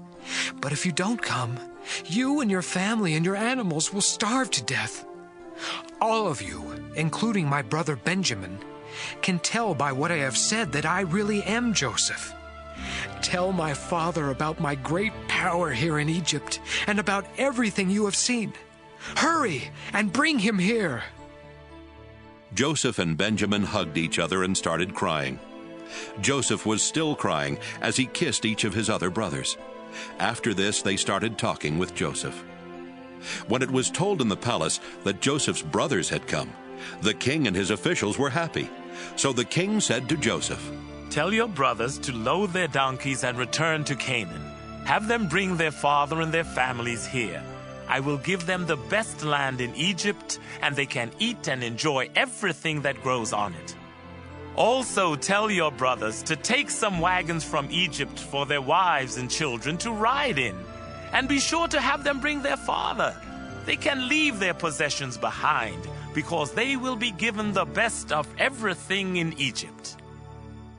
Jacob's sons agreed to do what the king had said, and Joseph gave them wagons and food for their trip home, just as the king had ordered. Joseph gave some new clothes to each of his brothers, but to Benjamin he gave 5 new outfits and 300 pieces of silver. To his father he sent 10 donkeys loaded with the best things in Egypt, and 10 other donkeys loaded with grain and bread and other food for the return trip. Then he sent his brothers off and told them, "Don't argue on the way home." Joseph's brothers left Egypt, and when they arrived in Canaan, they told their father that Joseph was still alive and was the ruler of Egypt. But their father was so surprised that he could not believe them. Then they told him everything Joseph had said. When he saw the wagons Joseph had sent, he felt much better and said, "Now I can believe you. My son Joseph must really be alive, and I will get to see him before I die." Genesis 46. Jacob packed up everything he owned and left for Egypt. On the way, he stopped near the town of Beersheba and offered sacrifices to the God his father Isaac had worshipped. That night, God spoke to him and said, "Jacob, Jacob." "Here I am." Jacob answered. God said, "I am God, the same God your father worshipped. Don't be afraid to go to Egypt. I will give you so many descendants that one day they will become a nation. I will go with you to Egypt, and later I will bring your descendants back here. Your son Joseph will be at your side when you die." Jacob and his family set out from Beersheba and headed for Egypt. His sons put him in the wagon that the king had sent for him, and they put their small children and their wives in the other wagons. Jacob's whole family went to Egypt, including his sons, his grandsons, his daughters, and his granddaughters. They took along their animals and everything else they owned. When Jacob went to Egypt, his children who were born in northern Syria also went along with their families. Jacob and his wife Leah had a total of 33 children, grandchildren, and great-grandchildren, but 2 of their grandchildren had died in Canaan. Their oldest son Reuben took his sons Hanok, Palu, Hezron, and Carmi. Their son Simeon took his sons Jemuel, Jamin, Ohad, Jachin, Zohar, and Shaul, whose mother was a Canaanite. Their son Levi took his sons Gershon, Kohath, and Merari. Their son Judah took his sons Shelah, Perez, and Zerah. Judah's sons and Onan had died in Canaan. Judah's son Perez took his sons Hezron and Hamel. Their son Issachar took his sons Tola, Puvah, Jashub, and Shimron. Their son Zebulun took his sons Sirad, Elon, and Jaleel. Their daughter Dinah also went. Jacob and Zilpah, the servant woman Laban had given his daughter Leah, had a total of 16 children, grandchildren, and great-grandchildren. Their son Gad took his sons Ziphion, Haggai, Shunai, Esbon, Eri, Arodi, and Areli. Their son Asher took his sons Imnah, Ishva, Ishvi, and Beriah, who took his sons Heber and Malchiel. Serah, the daughter of Asher, also went. Jacob and Rachel had 14 children and grandchildren. Their son Joseph was already in Egypt, where he had married Asenath, daughter of Potipherah, the priest of Heliopolis. Joseph and Asenath had 2 sons, Manasseh and Ephraim. Jacob and Rachel's son Benjamin took his sons Bela, Becher, Ashbel, Gera, Naaman, Ehi, Rosh, Muppim, Huppim, and Ard. Jacob and Bilhah, the servant woman Laban had given his daughter Rachel, had 7 children and grandchildren. Their son Dan took his son Husham. Their son Naphtali took his sons Jaziel, Gunai, Jezer, and Shillem. 66 members of Jacob's family went to Egypt with him, not counting his daughters-in-law. Jacob's 2 grandsons who were born there made it a total of 70 members of Jacob's family in Egypt. Jacob had sent his son Judah ahead of him to ask Joseph to meet them in Goshen. So Joseph got in his chariot and went to meet his father. When they met, Joseph hugged his father around the neck and cried for a long time. Jacob said to Joseph, "Now that I have seen you and know you are still alive, I am ready to die." Then Joseph said to his brothers and to everyone who had come with them, "I must go and tell the king that you have arrived from Canaan. I will tell him that you are shepherds and that you have brought your sheep, goats, cattle, and everything else you own. The king will call you in and ask you what you do for a living. When he does, be sure to say, 'We are shepherds. Our families have always raised sheep.' If you tell him this, he will let you settle in the region of Goshen." Joseph wanted them to say this to the king because the Egyptians did not like to be around anyone who raised sheep. Genesis 47.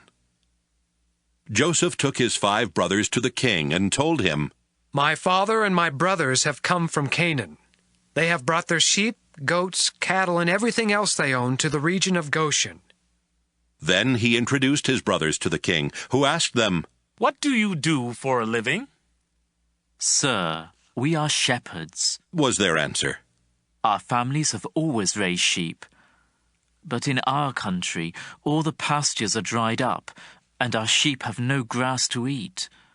So we, your servants, have come here. Please, let us live in the region of Goshen." The king said to Joseph, "It's good that your father and brothers have arrived. I will let them live anywhere they choose in the land of Egypt, but I suggest that they settle in Goshen, the best part of our land. I would also like for your finest shepherds to watch after my own sheep and goats." Then Joseph brought his father Jacob and introduced him to the king. Jacob gave the king his blessing, and the king asked him, "How old are you?" Jacob answered, "I have lived only 130 years, and I have had to move from place to place. My parents and my grandparents also had to move from place to place, but they lived much longer, and their life was not as hard as mine."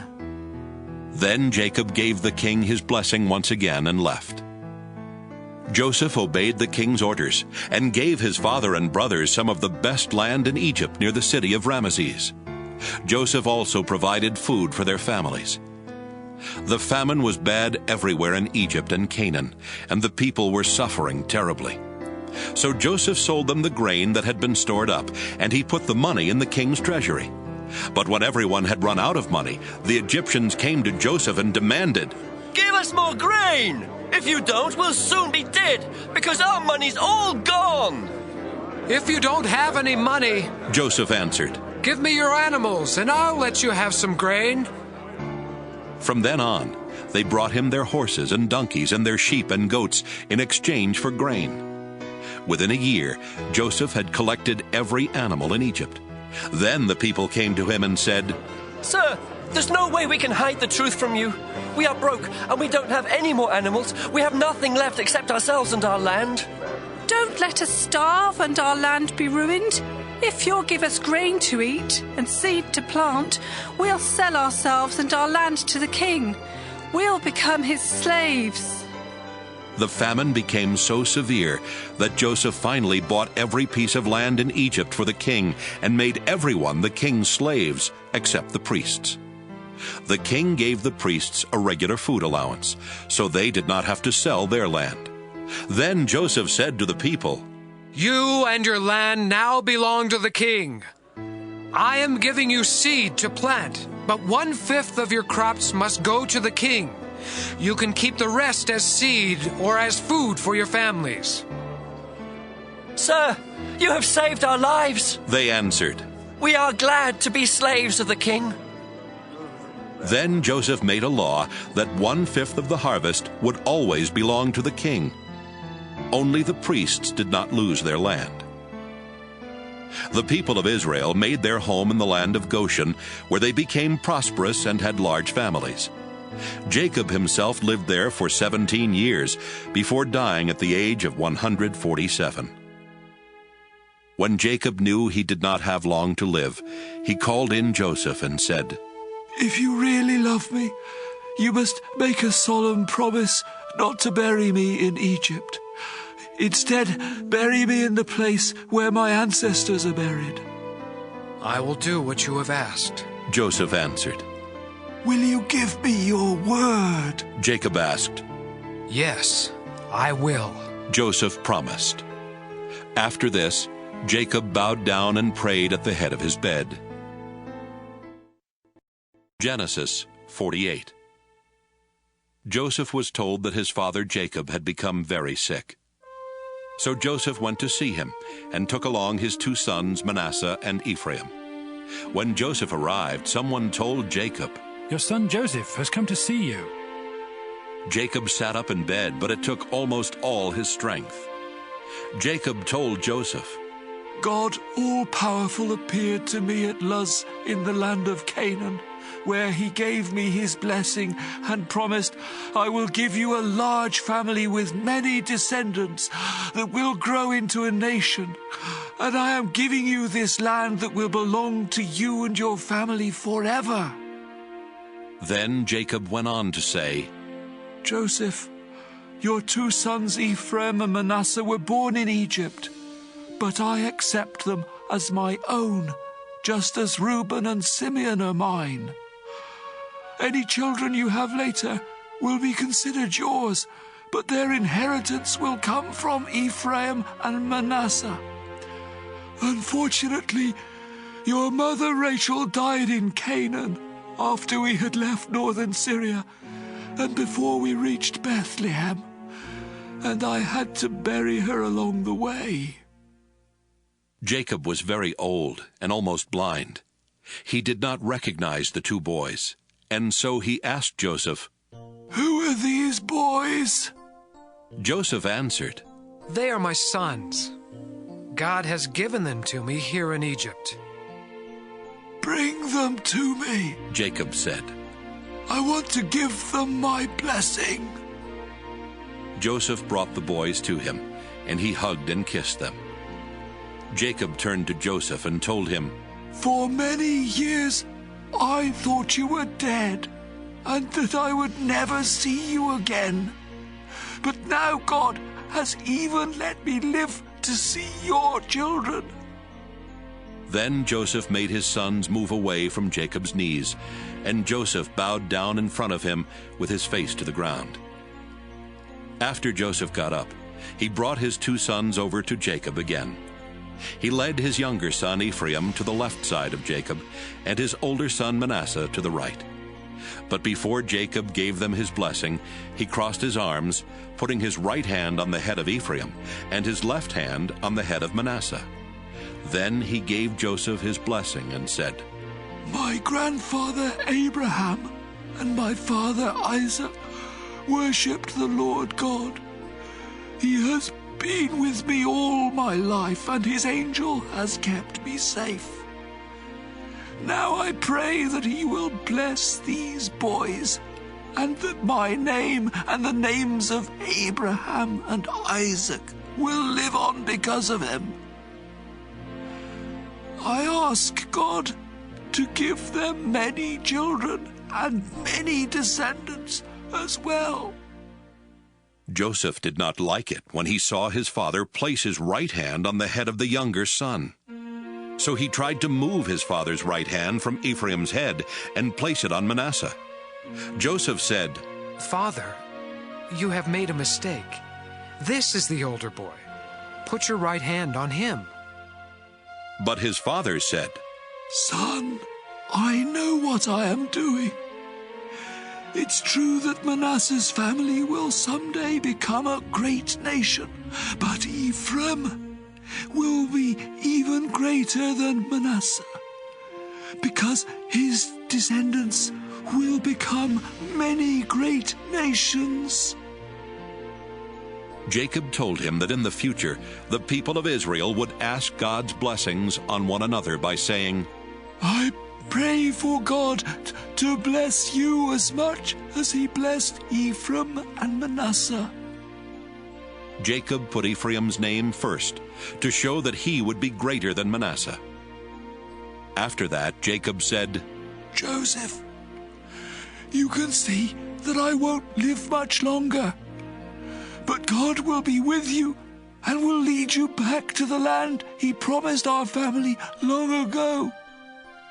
Meanwhile, I'm giving you the hillside I captured from the Amorites.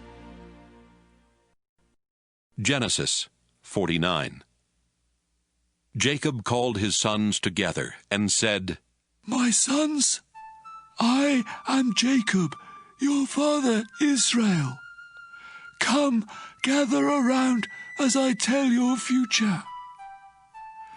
Reuben, you are my oldest, born at the peak of my powers. You were an honored leader, uncontrollable as a flood. You slept with my wife and disgraced my bed, so you no longer deserve the place of honor. Simeon and Levi, you are brothers, each a gruesome sword. I never want to take part in your plans or deeds. You slaughtered people in your anger, and you crippled cattle for no reason. Now I place a curse on you because of your fierce anger. Your descendants will be scattered among the tribes of Israel. Judah, you will be praised by your brothers. They will bow down to you as you defeat your enemies. My son, you are a lion ready to eat your victim. You are terribly fierce. No one will bother you. You will have power and rule until nations obey you and come bringing gifts. You will tie your donkey to a choice grapevine and wash your clothes in wine from those grapes. Your eyes are darker than wine, your teeth whiter than milk. Zebulun, you will settle along the seashore and provide safe harbors as far north as Sidon. Issachar, you are a strong donkey resting in the meadows.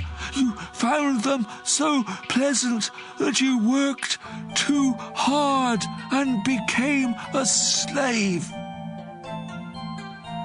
Dan, you are the tribe that will bring justice to Israel.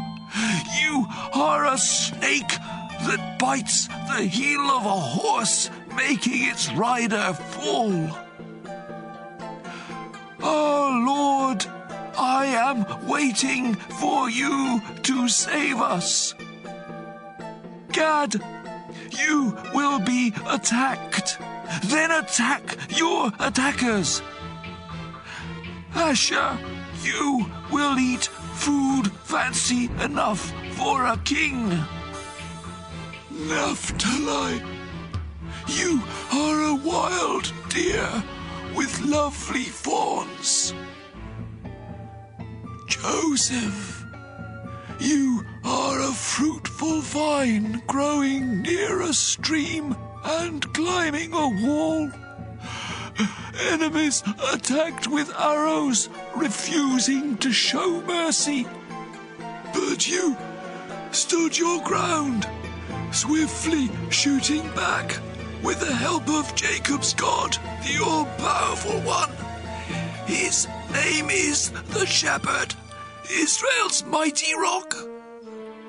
Your help came from the God your father worshipped, from God all-powerful. God will bless you with rain and streams from the earth. He will bless you with many descendants. My son, the blessings I give are better than the promise of ancient mountains or eternal hills. Joseph, I pray these blessings will come to you because you are the leader of your brothers. Benjamin, you are a fierce wolf, destroying your enemies morning and evening. These are the 12 tribes of Israel. And this is how Jacob gave each of them their proper blessings. Jacob told his sons, Soon I will die, and I want you to bury me in Machpelah cave. Abraham bought this cave as a burial place from Ephron the Hittite, and it is near the town of Mamre in Canaan. Abraham and Sarah are buried there, and so are Isaac and Rebekah. I buried Leah there too. Both the cave and the land that goes with it were bought from the Hittites.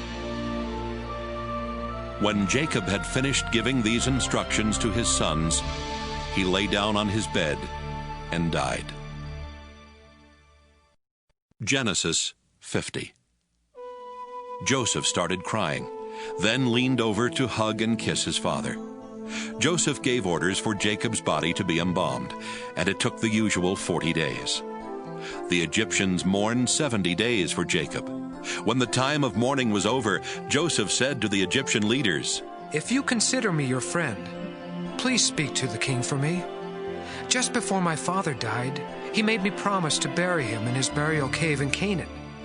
If the king will give me permission to go, I will come back here. The king answered, Go to Canaan and keep your promise to your father. When Joseph left Goshen with his brothers, his relatives, and his father's relatives to bury Jacob, many of the king's highest officials and even his military chariots and cavalry went along. The Israelites left behind only their children, their cattle, and their sheep and goats. After crossing the Jordan River and reaching Atad's threshing place, Joseph had everyone mourn and weep 7 days for his father. The Canaanites saw this and said, "The Egyptians are in great sorrow." Then they named the place Egypt in sorrow. So Jacob's sons did just as their father had instructed. They took him to Canaan and buried him in Machpelah cave, the burial place Abraham had bought from Ephron the Hittite. After the funeral, Joseph, his brothers, and everyone else returned to Egypt. After Jacob died, Joseph's brothers said to each other, "What if Joseph still hates us and wants to get even with us for all the cruel things we did to him?" So they sent this message to Joseph. Before our father died, he told us, "You did some cruel and terrible things to Joseph, but you must ask him to forgive you." Now we ask you to please forgive the terrible things we did. After all, we serve the same God that your father worshipped. When Joseph heard this, he started crying. Right then, Joseph's brothers came and bowed down to the ground in front of him and said, "We are your slaves." But Joseph told them, "Don't be afraid. I have no right to change what God has decided.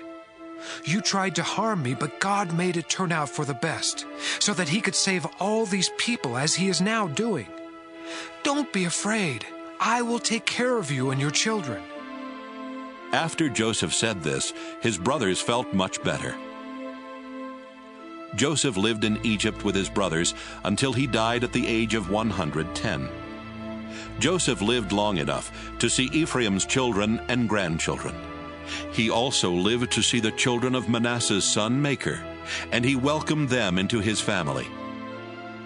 Before Joseph died, he told his brothers, "I won't live much longer, but God will take care of you and lead you out of Egypt to the land he promised Abraham, Isaac, and Jacob. Now promise me that you will take my body with you when God leads you to that land."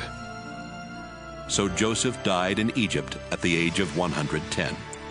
His body was embalmed and put in a coffin.